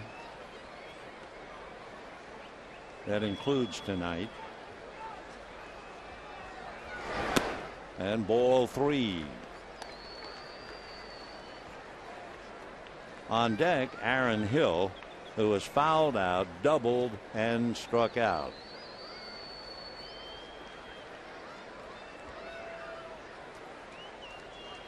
Three and 1 to Gerardo Parra. And a high fly ball into right center on the track at the wall is Rivera. He has hit it out. So he showed bunt, took one over the helmet. He was 1 for 3 with a home run against Quo. And you have to tip your cap to him as he hits a home run to tie it up 4-4. Now that saves Kennedy from losing. And he's still alive. When the ball was hit, the Dodgers are furious at Parra. Watch this. He'll hit it. He'll look and watch it and watch it and watch it. And then he was enjoying every moment of it.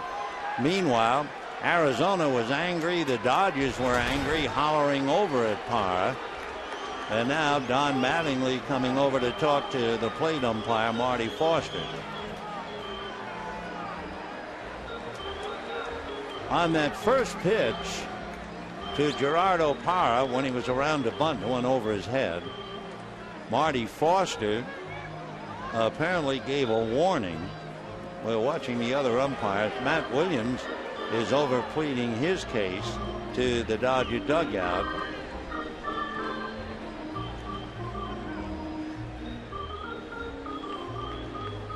So Matty talking to the far corner of the Dodger dugout. Meanwhile, Parra hitting his 8th home run of the year. Mattingly, after talking to the plate umpire, takes Quo out. And we have a 4-4 tie. Here's the very first pitch when Parra turned around as if to bunt. And it is there. I mean, all the way to the backstop. Remember, Parra was 1 for 3 with a home run against Quo in the past. Maybe Hung-Chi Quo was sending him a message, and so Parra then sent Quo a message back and took his time leaving home plate. That infuriated the Dodgers. He gave Quo one quick look, and we have a 4-4 tie. A lot going on here. We'll be back. Attention, please. These changes for the Dodgers. Hey!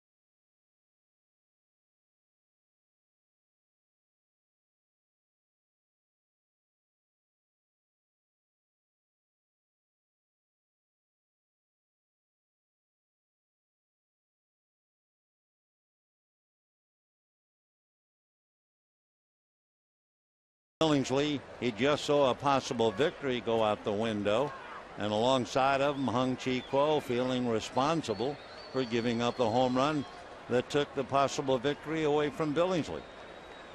So 4-4, 2 out, 7th inning. Aaron Hill facing Kenley Jansen. And ball 1.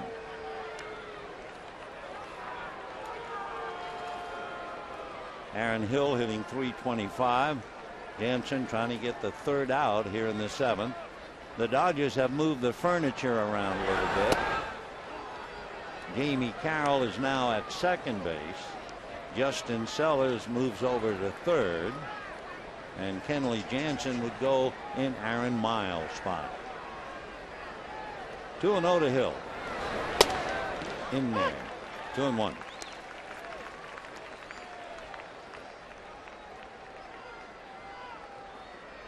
Clayton Kershaw, who was visibly upset over Parra, will have a chance to pitch to him tomorrow.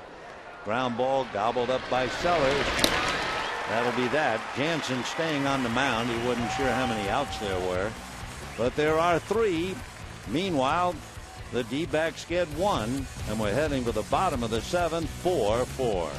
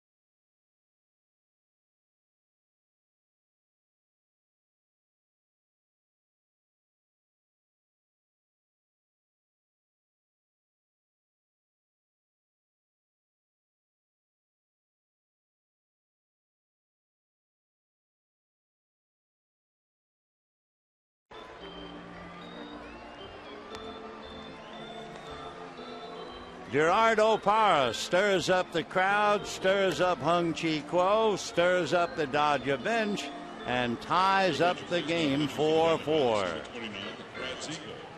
Brad Ziegler will come out of the pen now. He's out of Pratt, Kansas and Springfield, Missouri. Originally signed by the Phillies. D-Bays went out to get him. They sent Brandon Allen and reliever Jordan Herberto away. So here is Ziegler, 6'4", 195, kind of submarine, and ball one to Jamie Carroll. Carroll hitting .286, 13 runs batted in. 2-0. Ziegler coming into the game, no record. He was 3-2 in the American League. He's been in 17 games for Arizona. In there. 6 walks, 11 strikeouts. The league hitting only .208 against him.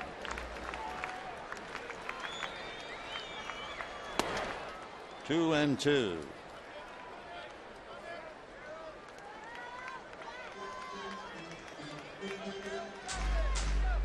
Jamie finishing up at second base, moving Sellers to third, and Miles coming out of the game. 4-4, bottom of the seventh.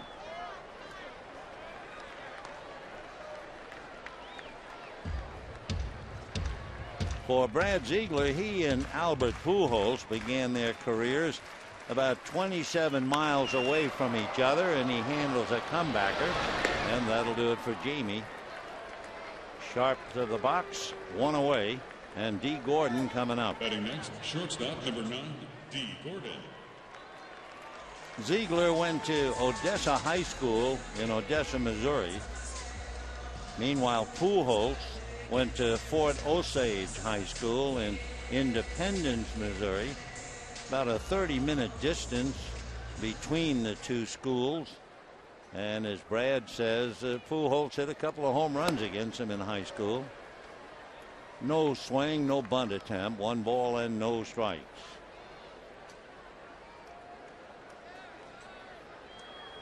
Ziegler and Pujols were also teammates in American Legion ball and on All-Star games. That's a foul bunt. 1 ball and 1 strike to count.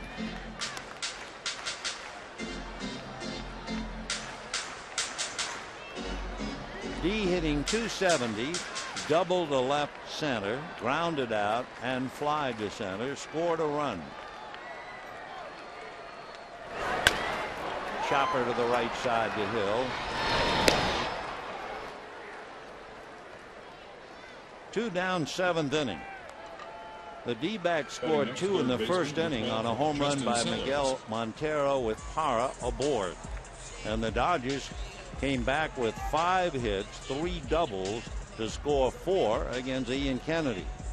Then Kennedy suddenly really became Kennedy and allowed only 2 hits the rest of his way through 6.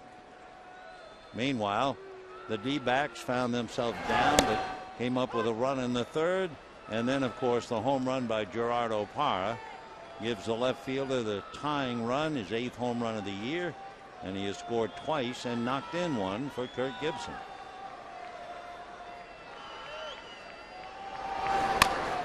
Chopper to 3rd, Ryan Roberts. So the Dodgers go very quietly against Ziegler, and at the end of 7 we have a 4-4 tie.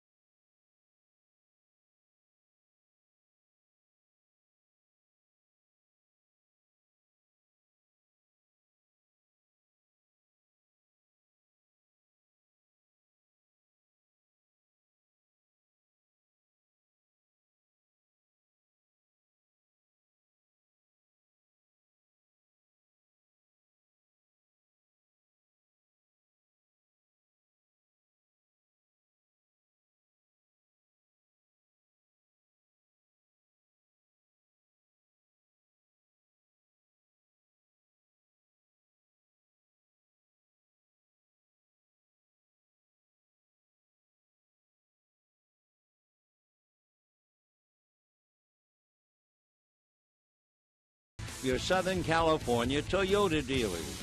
And by Carl's Jr. $6 burgers, made with 100% Black Angus beef. As we move to the 8th inning in a tough 4-4 tie, Justin Upton will lead it off, and Don Mattingly sweating things out. Saw his club bounce back in the first inning and eventually surrender the lead. Upton is popped up, single to center, and fouled out. His single drove Hill to third, and Montero's fly ball picked him up. Montero has driven in 3. Parra has driven in the other one. 1 ball and 1 strike to Justin Upton. Hitting .297, 30 home runs, 86 runs batted in.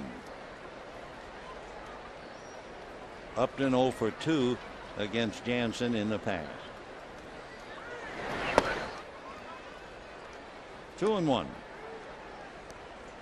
Big Kenley at 6'6", anywhere around 240, 245.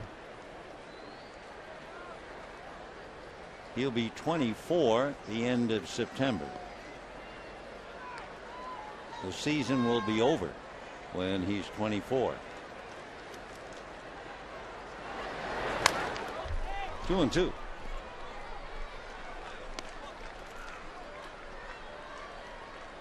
So Upton, Montero, and Goldschmidt, and if anybody gets on, Chris Young.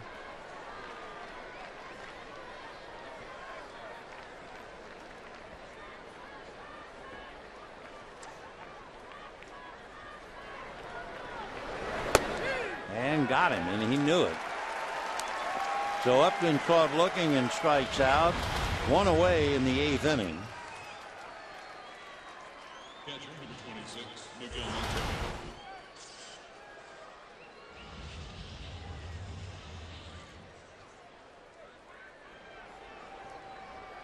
A different kind of an Arizona ball club. Only 4 strikeouts with 1 out in the 8th inning. Dodgers, meanwhile, against Kennedy, only struck out 3 times. So they have not had overpowering pitching, and we're locked in at 4. Montero hit his 16th home run of the year with Parra aboard. Then he had the sacrifice fly to drive in Hill in the 3rd, and he walked in the 6th. Fouled away. Miguel Montero not only equaling a career high with 16 home runs, but a career high in RBIs at 80.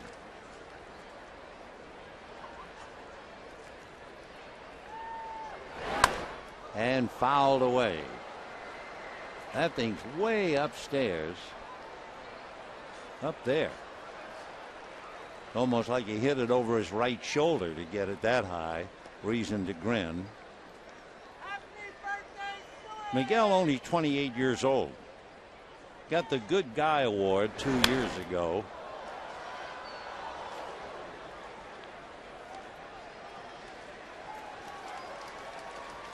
Miguel hitting a solid 280. Actually hitting better than 300 against right-hand pitching, but hitting around 180 against left-handers. 1-2. Fouled away. Montero started the year with a career batting average of .267, so he's above his career. He had 40 home runs, and he has 16 more. 2-2.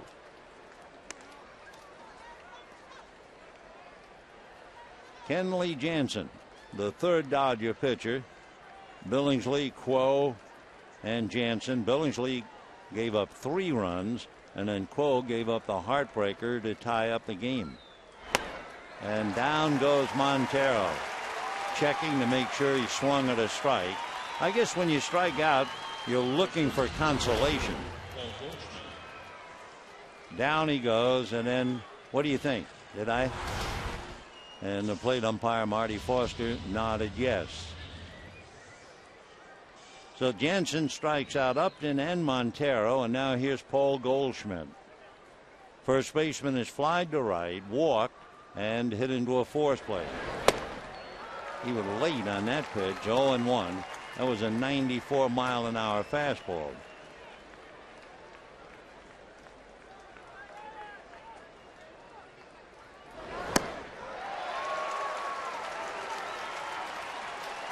So Jansen struck out Upton, got Montero, and he's now 0-2 on Goldschmidt.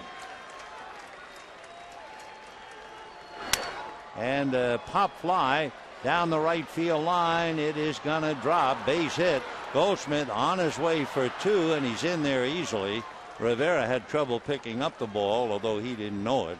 Goldschmidt running with his back to the plate. So a 2-out pop fly double to right.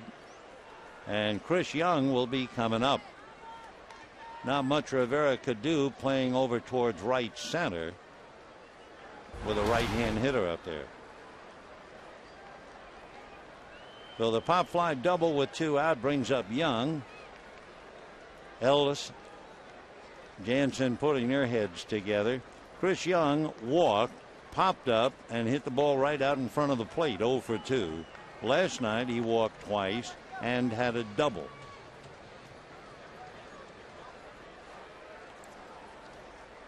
Young always a threat to hit it out. Never that much for a batting average.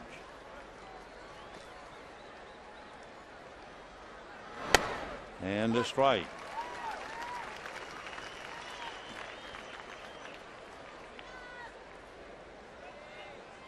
Young hit .257 last year.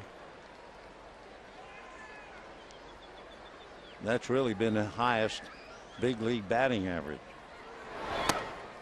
1-1. He's been with the D-backs for 5 years.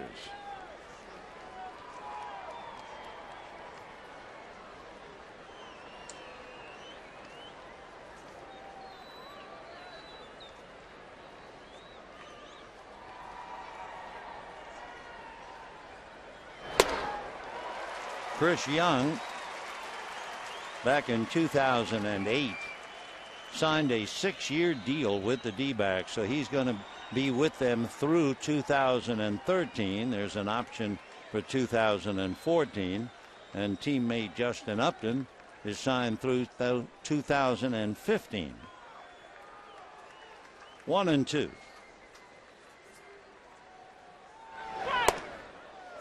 Two and two. Young, although he is a high salaried player, with runners in scoring position and 2 out, is hitting .197. He's got Goldschmidt, a tiebreaker at second, 2 out in the 8th inning. 4-4.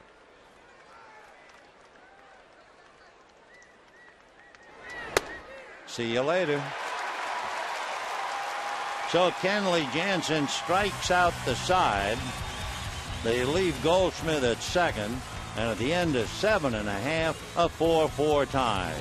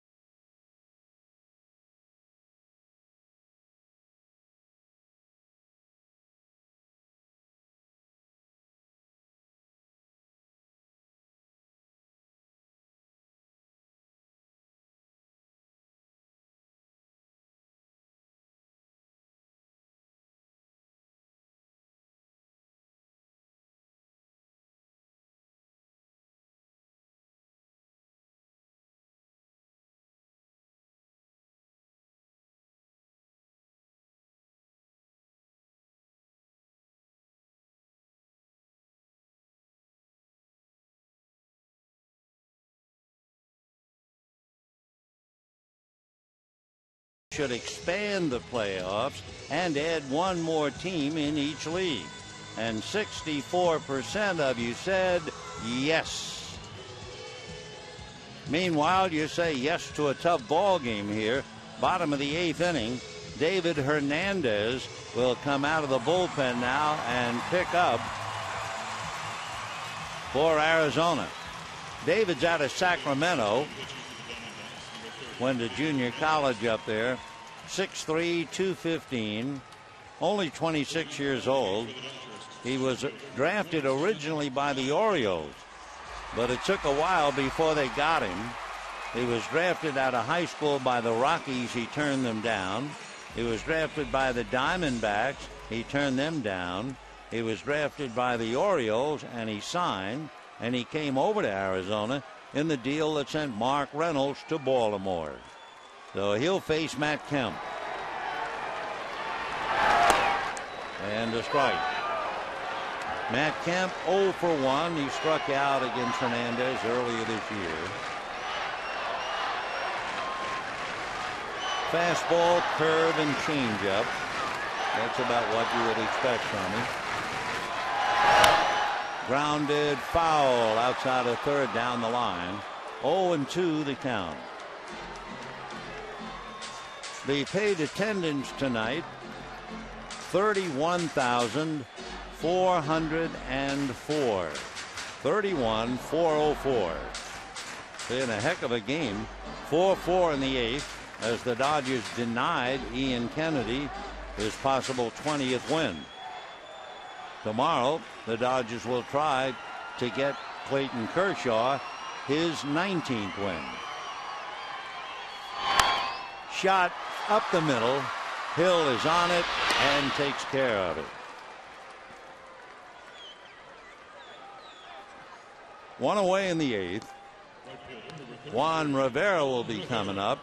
Matt goes 0 for 3 with a run batted in. Rivera has popped up 3 times. Equal opportunity man for the infield. He popped up to second, he popped up to third, and he popped up to short. Down in the Dodger bullpen, Javi Guerra, who had been in 3 games in a row, then was rested. He's had a little bit of a fingernail problem, but he's getting ready for the 9th inning. Strike. 0-1. Hernandez with a curve or slider, he can go anywhere from 74 to 85. Pretty good differential. No balls, 1 strike. Rivera hitting .292, way out in front of that. 0-2.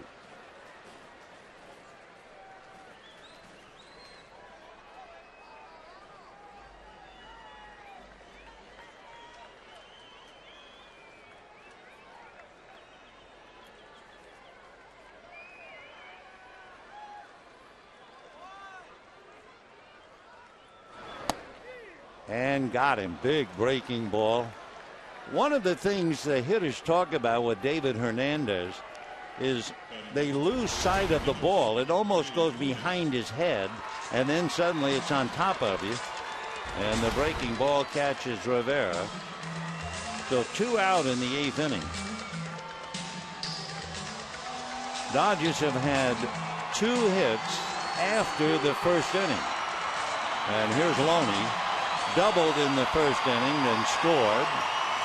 Fly to left, grounded to first. Ball 1.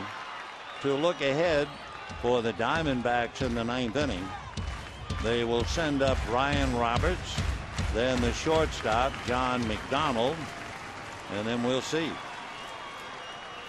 And if it gets to the 4th man, it will be Gerardo Parra. 1-1 to Loney. Yep. The eye of the storm. He's had a single and a home run tonight. He had 4 runs batted in last night in the number 8 slot.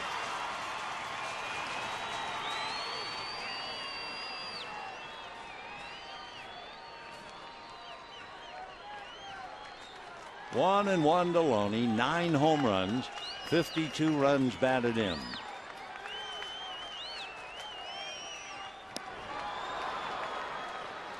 One and two. Hernandez 4 and 3.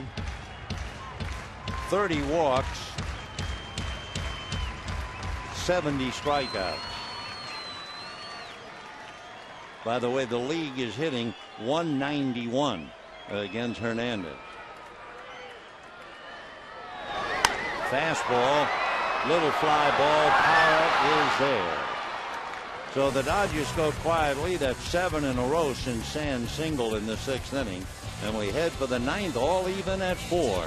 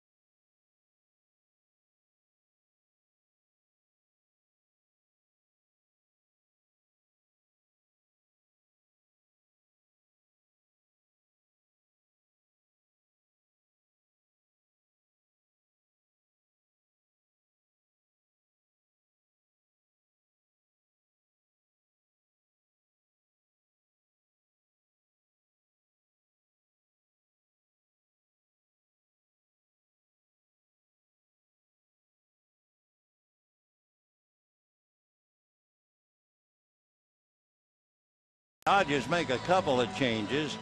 They go to the bullpen to bring in Javi Guerra. They switch the outfield. Tony Gwynn goes into left field, and Jerry Sands moves over to right. So I would guess Guerra would go in Rivera's spot. Gwynn would go in Miles' spot where Jansen was, so that Gwynn would lead off in the bottom of the 9th inning. For David Hernandez, he made 10 pitches in retiring the side in order. Kenley Jansen made 20 pitches in relief. Quo made 12, and Billingsley 102. So it's in the hands of the relievers, and Guerra now getting ready to pitch to Ryan Roberts. In talking about the split nail on his finger, Guerra says he has a tendency to grip the ball so hard, puts pressure on the fingers, and the nail splits, and that's what's happened before. Little dribble and nice backhand play. Then he slips, throws on a bounce, and Loney stays with it. Dodgers want to make sure he didn't hurt himself doing that split. Ellis first to check. His feet went right out from under him again, but he got his man. So one away in the 9th inning, and the batter is John McDonald, who has flied to left, struck out, popped up. Lyle Overbay, big left-hand batter, comes out on deck. He would bat for Hernandez. So there's Lyle, and ball one.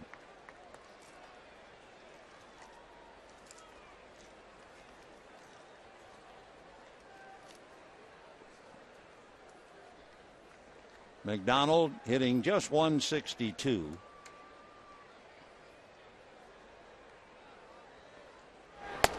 Strike. 1-1. For McDonald, he's only in his 10th game coming over from the American League. He was hitting 250 over there. That's ball two.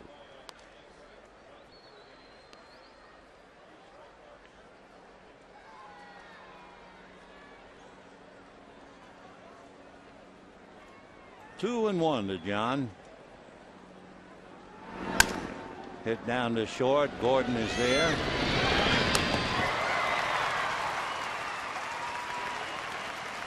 The Dodgers have been shut down pretty much, and when you look at your box score, outside of Parra's home run, they had Goldschmidt's fly ball double. Otherwise, they haven't had a hit since Upton singled in the 3rd inning. So each side pretty much did the hitting in the first 3 innings. So here's Lyle Overbay, a veteran, 34, out of the state of Washington. Grew up and still lives in Centralia. It's midway between Seattle and Portland. Went to the University of Nevada. 6'2", 225, and a strike, 0-1. Overbay had been with the Pirates after leaving the Blue Jays.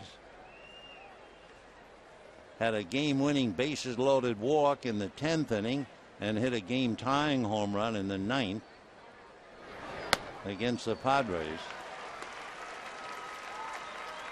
Interesting, too, he's in a hole 0-2. Of his 9 RBIs since he joined the D-backs, 4 have given the team a lead. 0-2. Fouled away. Overbay, signed by the Diamondbacks in '99, spent 3 years with them, then went to the Brewers, then the Blue Jays, the Pirates, and back to where it all began, Arizona.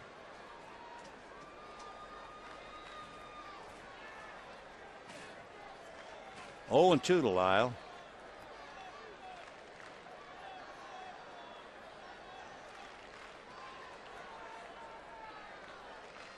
With the Brewers in 2004, he hit 300. In fact, they say the boys with the Brewers put a nickname on him. They called him Nintendo because hits were coming so easily during the first half of the 2004 season. How easy? Well, at the All-Star break, he was hitting .344, 10 home runs, 62 RBIs, and he also had 32 doubles. Nintendo he was. Ball 1. He had 20 home runs for the Blue Jays last year, hit 22 for them 5 years ago. He had 8 with the Pirates. He has 1 with the D-backs. 2-2.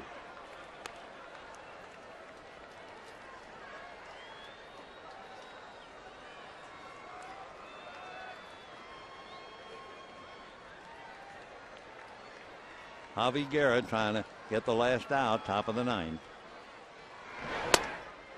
Ball 3.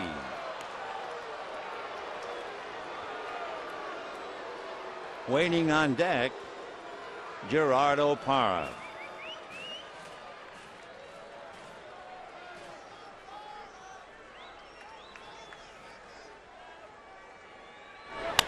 And a fly ball to right field. Sands is there. So down go the D-backs. Up come the Dodgers. Bottom of the 9th inning with Tony Gwynn to start it off in a 4-4 tie.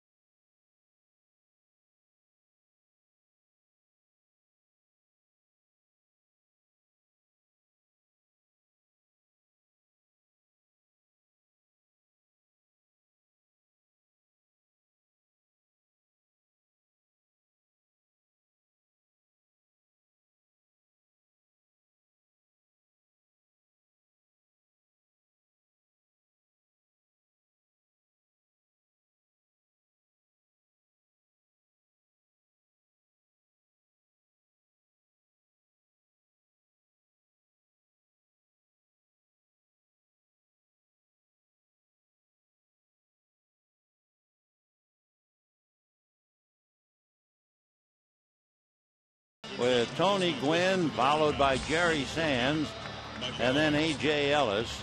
On the mound will be Micah Owings, a veteran out of Gainesville, Georgia, who has done pretty much of a turnabout from last year. Micah Owings' earned run average is 3. Last year it was 5.4. He has also been able to manage left-hand batters a lot better, and he'll be tested right now by Tony Gwynn. Ball 1. Last year, left-handers hit .357 against Owings. Tony batting .259.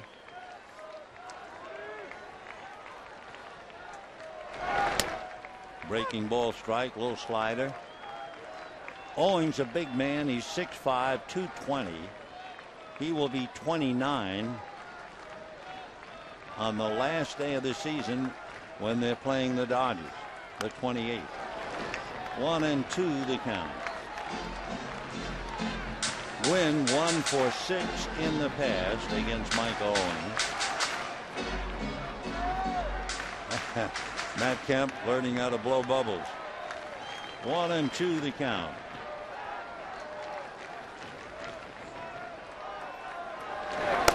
Foul tipped and down he goes.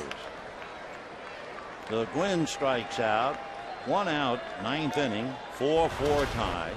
And the batter will be Jerry Sands. Micah Owings, in looking at his important numbers, first of all, he's 6-0 with an earned run average of 3. He has walked 20 and he has struck out 43. The league hitting .225 against him. 0-1 to Sands, who has double, walked, and singled. Last night, his last 2 at-bats, he singled twice, so he has been on base 5 straight plate appearances, 4 hits and a walk. 1-1. Owings committed going to Georgia Tech out of high school, but he wound up going to Tulane. His dad went to Tech and scored 13 touchdowns as a wide receiver in the early 70s. And hit down the line, but he pulled it too much. That thing left in a hurry. 1-2 the count to Jerry Sands.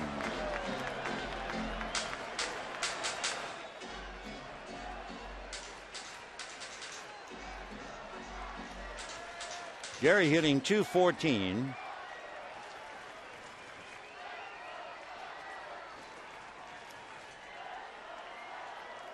Owings taking plenty of time after that long, loud foul.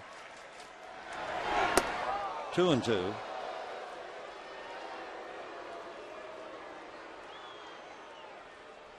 Jerry out of Middletown, New York, but he really was raised and still lives in Smithfield, North Carolina.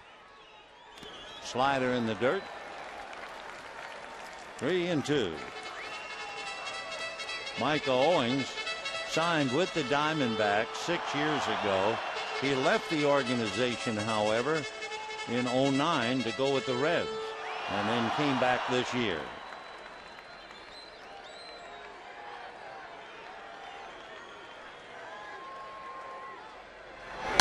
Fouled away. Owings pretty much a good sinking fastball, slider and change. One of the things he did a couple of years ago, tried to move the ball back further in his hand. Took about 5-6 miles an hour off the changeup and kind of gave him a new pitch. And that's high.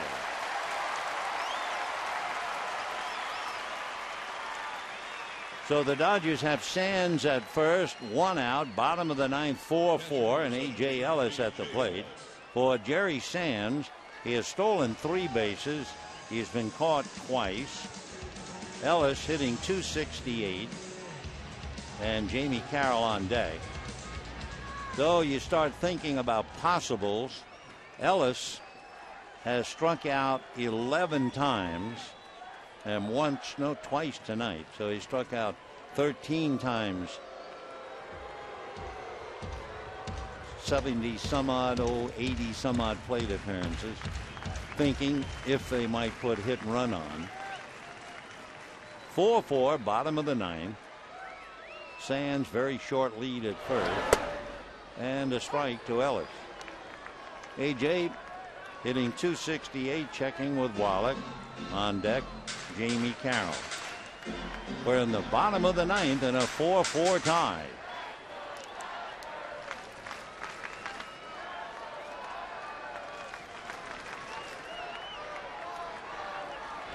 Sands had increased his lead just a little bit, but the increase made Owings go over there.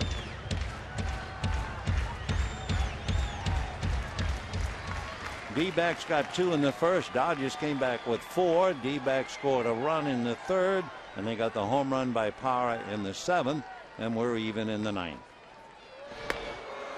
So the Dodgers making the D-backs think of plays right now, possibly hit and run.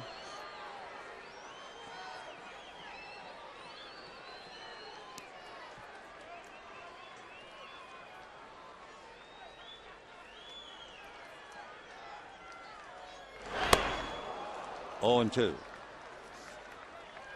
One other thing, in thinking negative and try to avoid it, Ellis has grounded into 1 double play.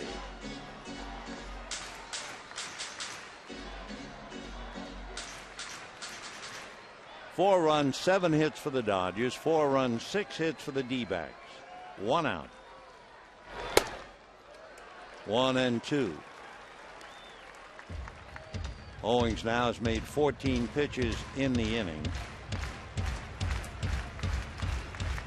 Last year, right-handers were stopped. They hit 163 against him, but left-handers hammered him. They hit 357 against Michael last year. And he's 2-2 with Ellis.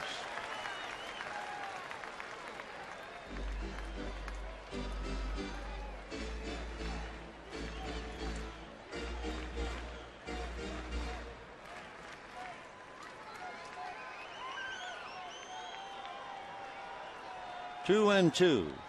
Miles, Sellers, Lilly.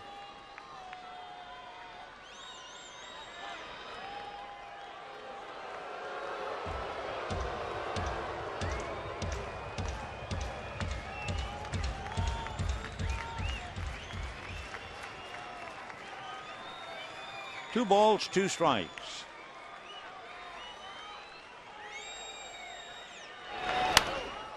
And a high foul out of play directly behind the plate.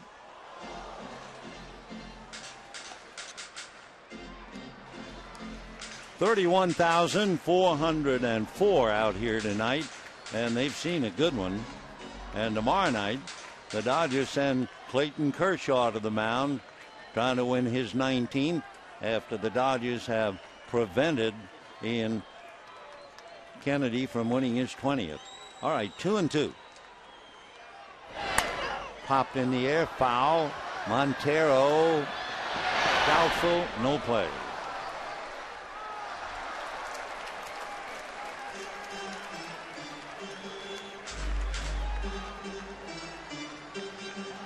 So A.J. Ellis battling, fouling him off. Owings trying to throw strikes. And the duel continues. 2 balls, 2 strikes. Owings, by the way, was a really good hitting pitcher. In fact, 4 years ago, he had 4 home runs, 15 RBIs, and just 60 at-bats. 2 and 2. There goes Sands, and a high fly ball to center, but it's playable. Young is there to make the catch. Ellis just didn't get enough of it. Sands back to first. 2 down, and Jamie Carroll the batter.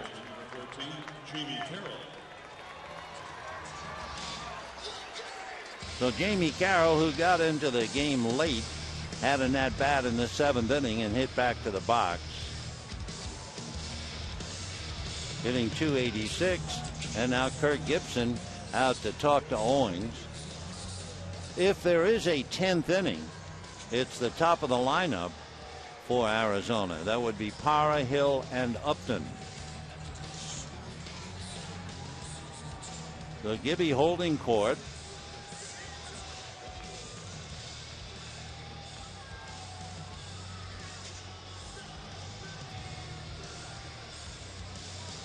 Meanwhile, the veteran Jamie Carroll just waiting, hitting .286.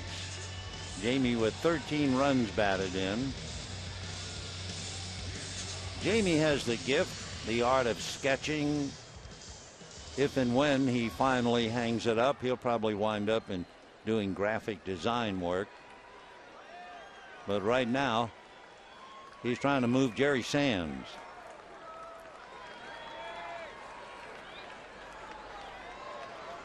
Young playing Carroll slightly towards right center, and that's a strike.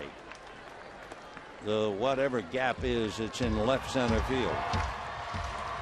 In right field, Upton is playing shallow, or at least up quite a bit. 4-4 in the ninth, 2 out.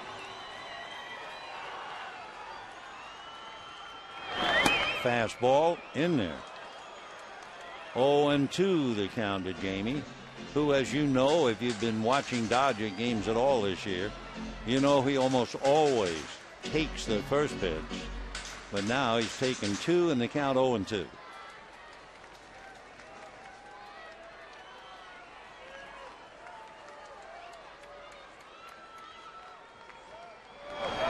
Off the plate. That was the note, remember, about Ian Kennedy early. How many fellas he had 0-2 and how many fellas had base hits, which has been something to haunt Kennedy all year, although pretty hard to haunt a guy who came in 19-4. Ground ball to the hole. No play. The Jamie Carroll finds the hole on the left side, even though it's plugged up. Sands at second. Roberts couldn't get it, and by the time McDonald did, he didn't have a play anyway. So Sands at second, representing the winning run as Jamie comes off the bench and is 1 for 2 tonight. Now, D. Gordon. Sands carrying the mail out there at second. Gordon doubled to left center. Might have been a triple. Gerardo Parra in the first inning literally threw his body at the ball to make sure it didn't go to the wall. Since then, Gordon has grounded to second, flied to center, grounded to second again. Hitting back of him is Justin Sellers, who is 1 for 4. Everybody deep on Gordon. 0-1.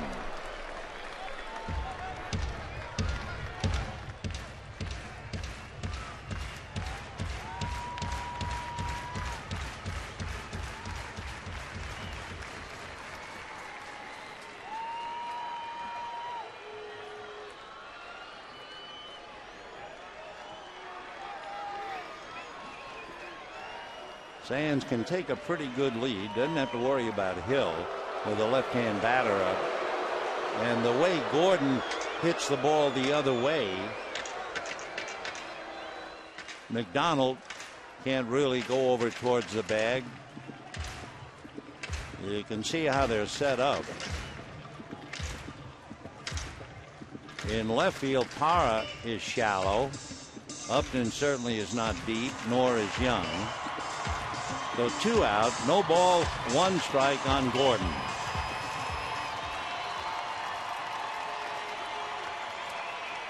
Sands is the man at second base. 0-2.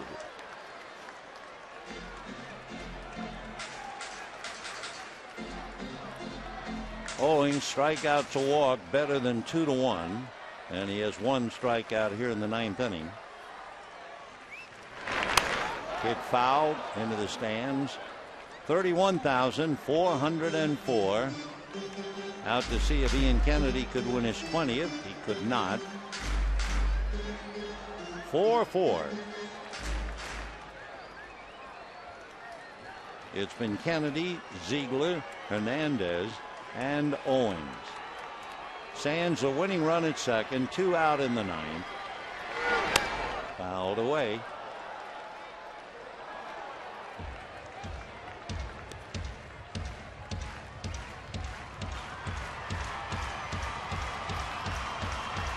The infield is really deep on Gordon. In fact, at second base, Hill is on the grass. So if Gordon just rolls the ball, he'll be a tough out. Little foul, out of play. When you look at the Arizona outfield and you think about throwing arms and what could happen on a base hit, Justin Upton in right field has 5 assists. Chris Young in center field has 4 assists. And Gerardo Parra in left field has 11 assists. All right, 0-2. And a fly ball to center. Young will catch it. And we will go to the 10th. No runs, 1 hit, and 2 left. At the end of 9, a 4-4 tie.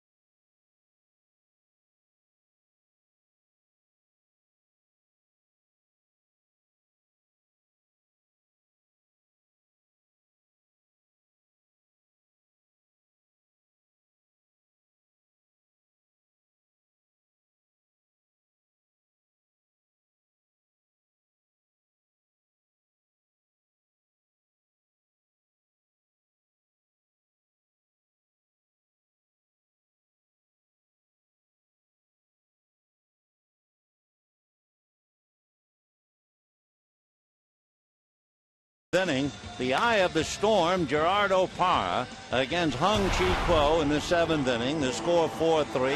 He shows bunt and almost had his head taken off. He was 1 for 3 in the past. The 1 was a home run. And what does he do? He not only hits the home run, he walks up the line, watches it go out. As he rounds first, he looks back at Kuo as if to say, take that. When he gets to home plate, A.J. Ellis didn't like the way he acted. He hollered. Clayton Kershaw hollering, you'll find out. And, of course, Clayton will be pitching to Parra tomorrow night. So kind of a noisy 7th inning. And here we are in the 10th. Javi Guerra against Parra, who is hitting .297. 8 home runs, 42 runs batted in. He had 4 runs batted in last night. 2-0.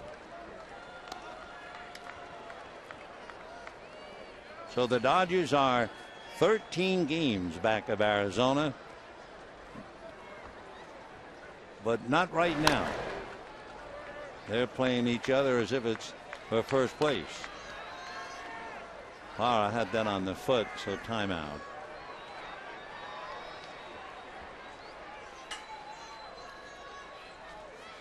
Gerardo Parra from Santa Barbara del Zulia in the Dominican. He was signed by the D-backs 7 years ago. In the last 3 innings, he's tough. He's hitting .311, and sure enough, he hit a home run in the 7th inning.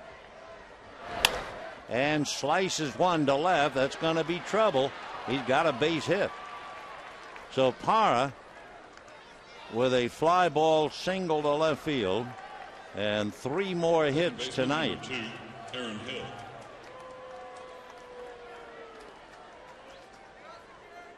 Parra last night had 2 doubles and a walk. Parra also, remember, stole second in the 1st inning. So he has stolen 12 out of 13.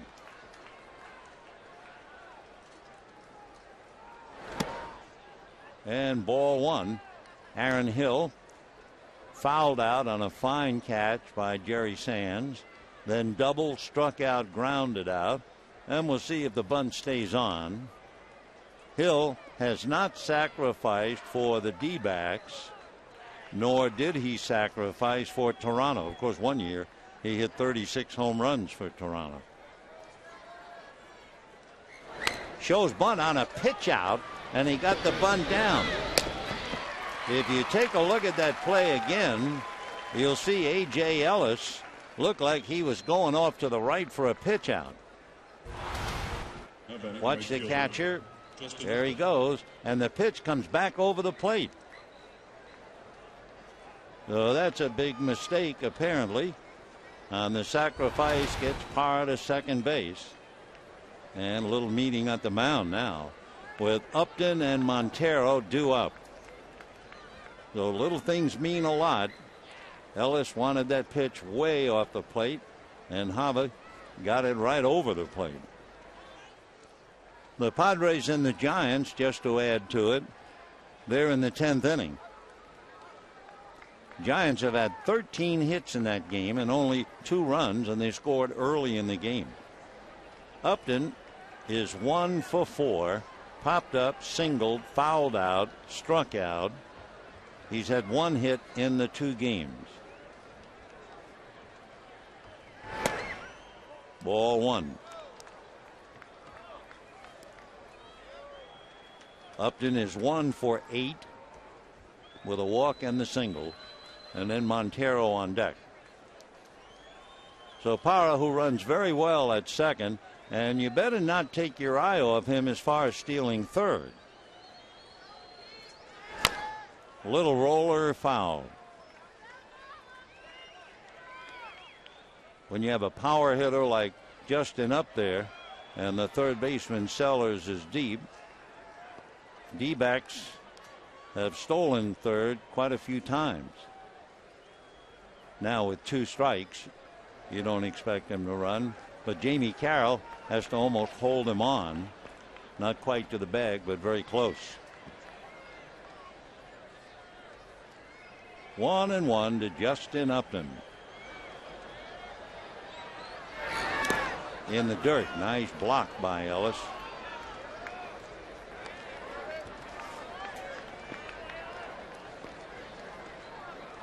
Javi Guerra has 2 wild pitches.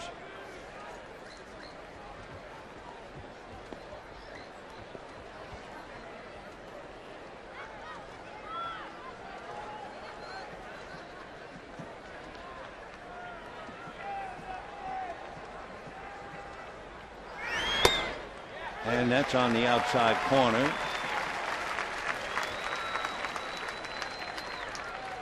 Two balls, 2 strikes, 1 out, 10th inning, 4-4.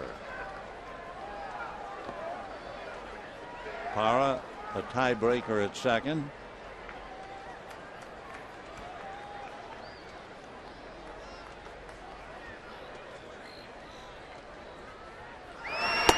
Got him.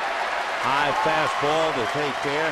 That fastball was hot to 96. So Upton blown away. And with 2 out, the batter will be Montero. Nothing fancy. Just here it is. You try to hit it. For Guerra, with that great arm, now they will walk Montero. And they'll go after the right-hand hitting Paul Goldschmidt. Guerra has walked 13 and he has struck out 36. And he just blew Upton away. So Gerardo Parra at second base. They'll walk Montero. Goldschmidt has flied to right, walked, hit into a force play, and doubled to right. So here's ball 4. So Montero tonight 2 walks, a sacrifice fly, a 2-run home run. Though Miguel has knocked in 3 of the 4. Parra took care of the other one.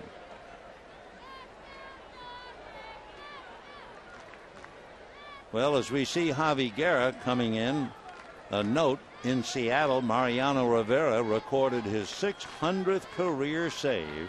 That's 1 away from Trevor Hoffman's all-time record of 601. And Guerra is just starting, making baby steps in that direction. Javi has 18 saves. Goldschmidt up there with 2 on and 2 out. Ball 1. Big man at 245.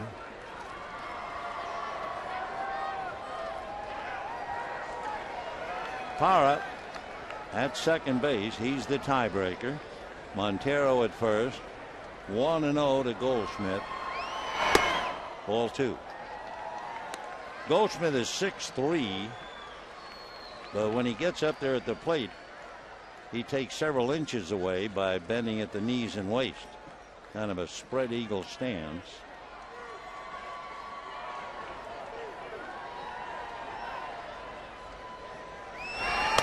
And ball 3. As so often happens, a pitcher will give up an intentional walk, and then all of a sudden he can't come back and throw strikes. So Chris Young waits on deck. 0 for 3, has not hit a ball out of the infield. And ball 4 to load him up. Well, as we mentioned earlier, and we're certainly not trying to put him down, we're just trying to explain what we can about each player. But Young has not done well at all with runners in scoring position and 2 out. He came up in that spot, remember, with Goldschmidt at second in the 8th inning and struck out. He came up with a runner on in the 6th inning, topped a ball in front of the plate. He's hitting 194 with 2 out and runners in scoring position, and ball 1. So Parra got the single to left. Hill sacrificed. He blew Upton away with a letter high fastball. Walked Montero intentionally. Walked Goldschmidt unintentionally. So the bases are loaded. 2 out in the 10. 4-4. Young has 2 grand slams. He hit one in 08 against Houston. Hit one last year against Pittsburgh.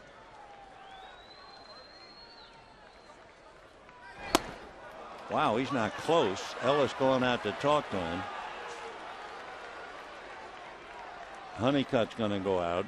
So he's lost the touch here after striking out Upton. 2 balls and no strikes. Mike McDougald hurriedly gets up in the Dodger bullpen. So Javi Guerra appeared in 3 straight games. Had that broken nail. Now he's in some trouble.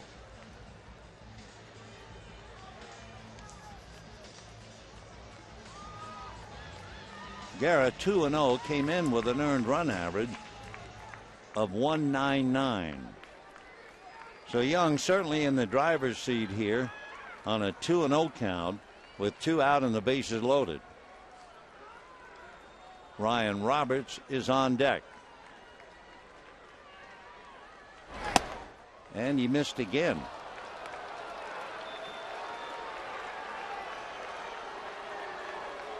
Dodgers twisting in the wind down there in the dugout.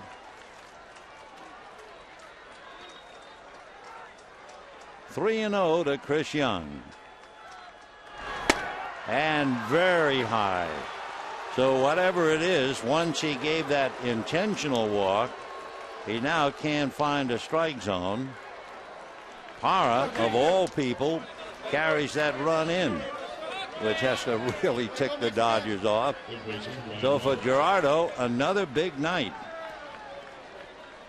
He has scored 3 times. He's had 3 hits, and the D-backs lead 5-4. Young gets an RBI on the walk. And here's Ryan Roberts. The bases are still loaded.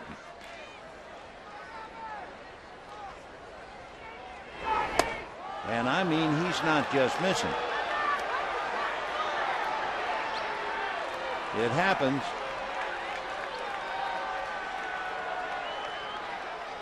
"5-4 D-backs." Honeycutt going to the phone to find out about McDougal. In there.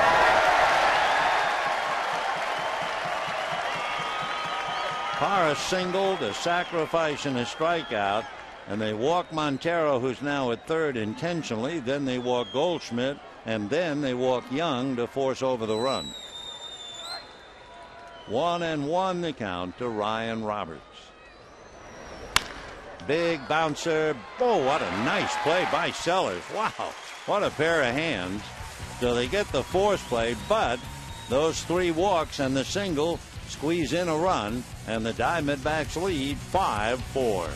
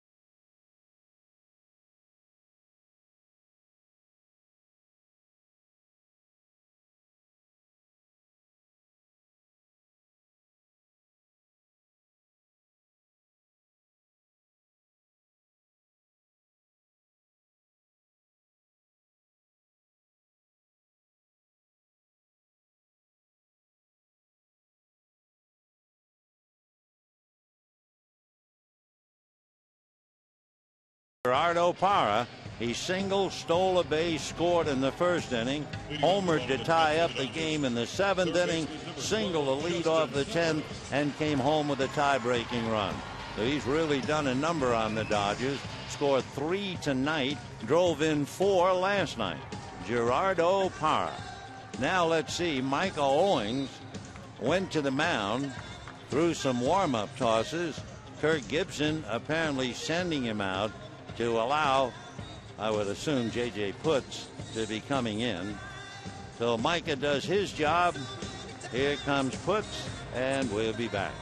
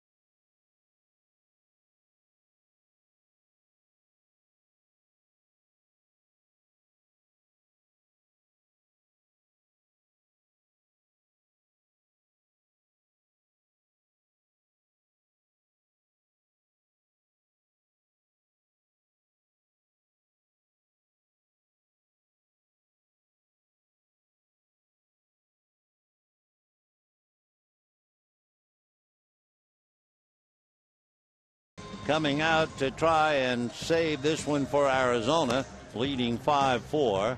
Putz is a big man, 6'5", 250. He's 34 years old, out of Trenton, Michigan. He went to the University of Michigan, and he was originally drafted by Seattle in 1999. With the Mariners, 5 years ago he had 36 saves. 4 years ago he had 40 saves. So here he is trying to pick up his 40th save tonight, and he'll be facing Justin Sellers, Matt Kemp, and then a hitter for Guerra. Justin Sellers single to right, robbed of a hit by Ryan Roberts, flied to left and grounded to third. 1 for 4. And a strike. Then looking at Putz numbers, 2-2, ERA 2.4. More importantly, 11 walks, 51 strikeouts. 1-1.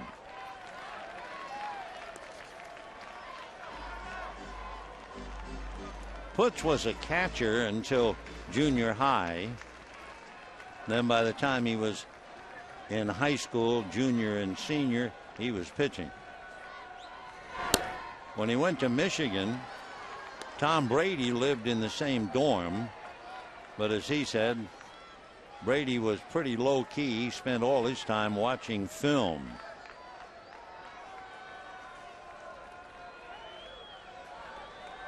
One and two. Fouled away.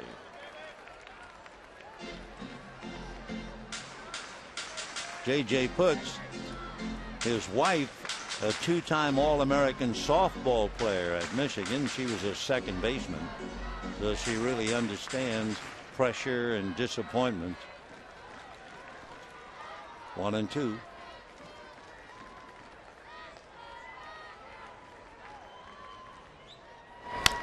Fouled away. Putz still has that soul patch. A couple of years ago, they had Soul Patch Night in Seattle, and the first 20,000 fans received replica soul patches to mimic JJ.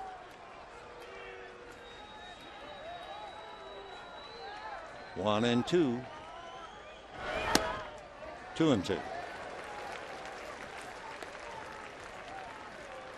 As they always do with ball players, they asked Putz, what would you do if you weren't a ball player? Said, I'd probably be a fireman.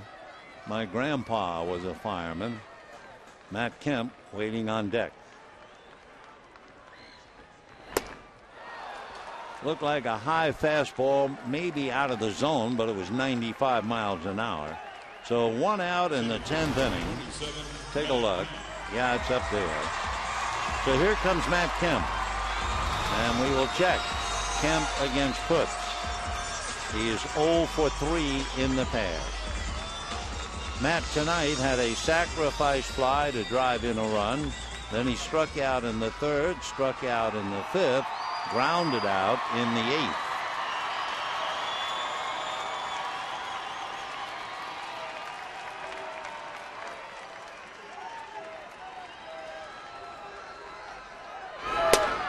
Oh, and 1. Matt's string of consecutive games, 351. Just grinding it out every day. Not to be compared with any other streaks, but he's played that many. No balls, 1 strike. Outfield very deep. The gap, what there is of it, slightly in left center.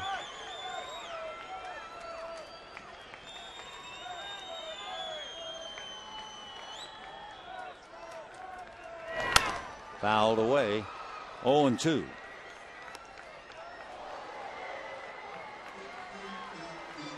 Don't forget, tomorrow night, that ought to be another good one. Daniel Hudson with a record of 16-9 against Clayton Kershaw, who is still here. Kershaw 18-5. 0-2. On the corner. Kemp didn't quite believe the call, but walks away quietly.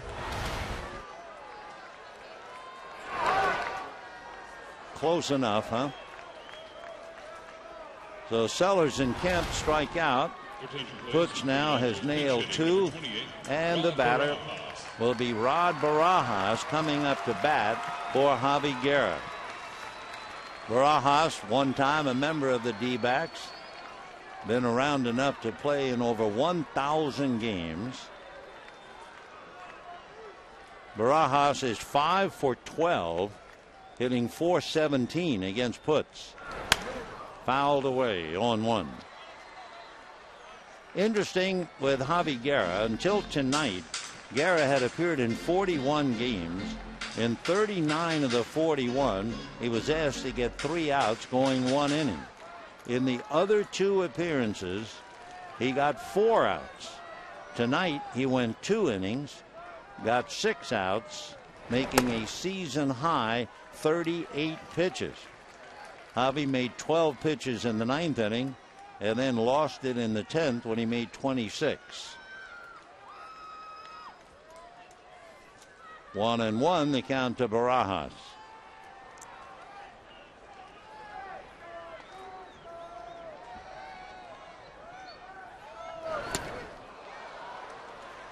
One and two.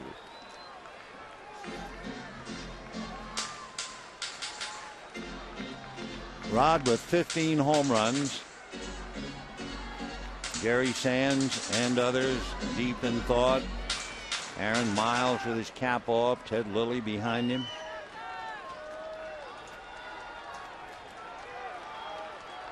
J.J. Putz trying to put this one in the win column.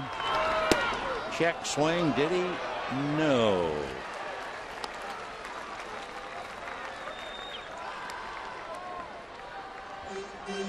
Two and two to Rod. 2 out, 10th inning. 5-4 Arizona. Arizona trying to win 6 out of 8 at Dodger Stadium.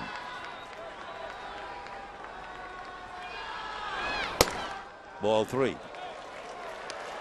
Waiting on deck, James Loney. Loney is 2 for 2 against Putz in the past. So this is a very big pitch to Rod Barajas.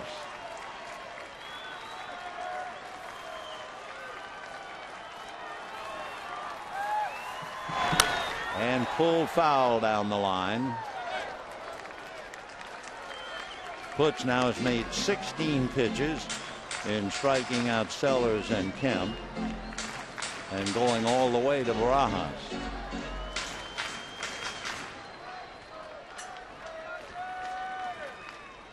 Big man, as we said, 6'5", 250, 34 years old. And he walked him. So now James Loney, 2 for 2 in the past, will have a runner, and that would be Eugenio Velez. He will run for Rod Barajas, representing the tying run.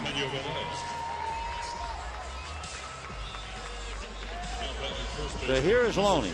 He doubled the right field in the first inning, drove in a run and scored a run. Since then, 2 fly balls to left and a ground ball to first.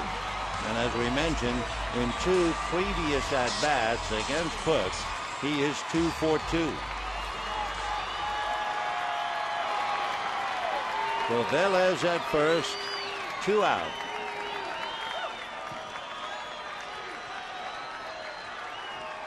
Outfield deep and straight away.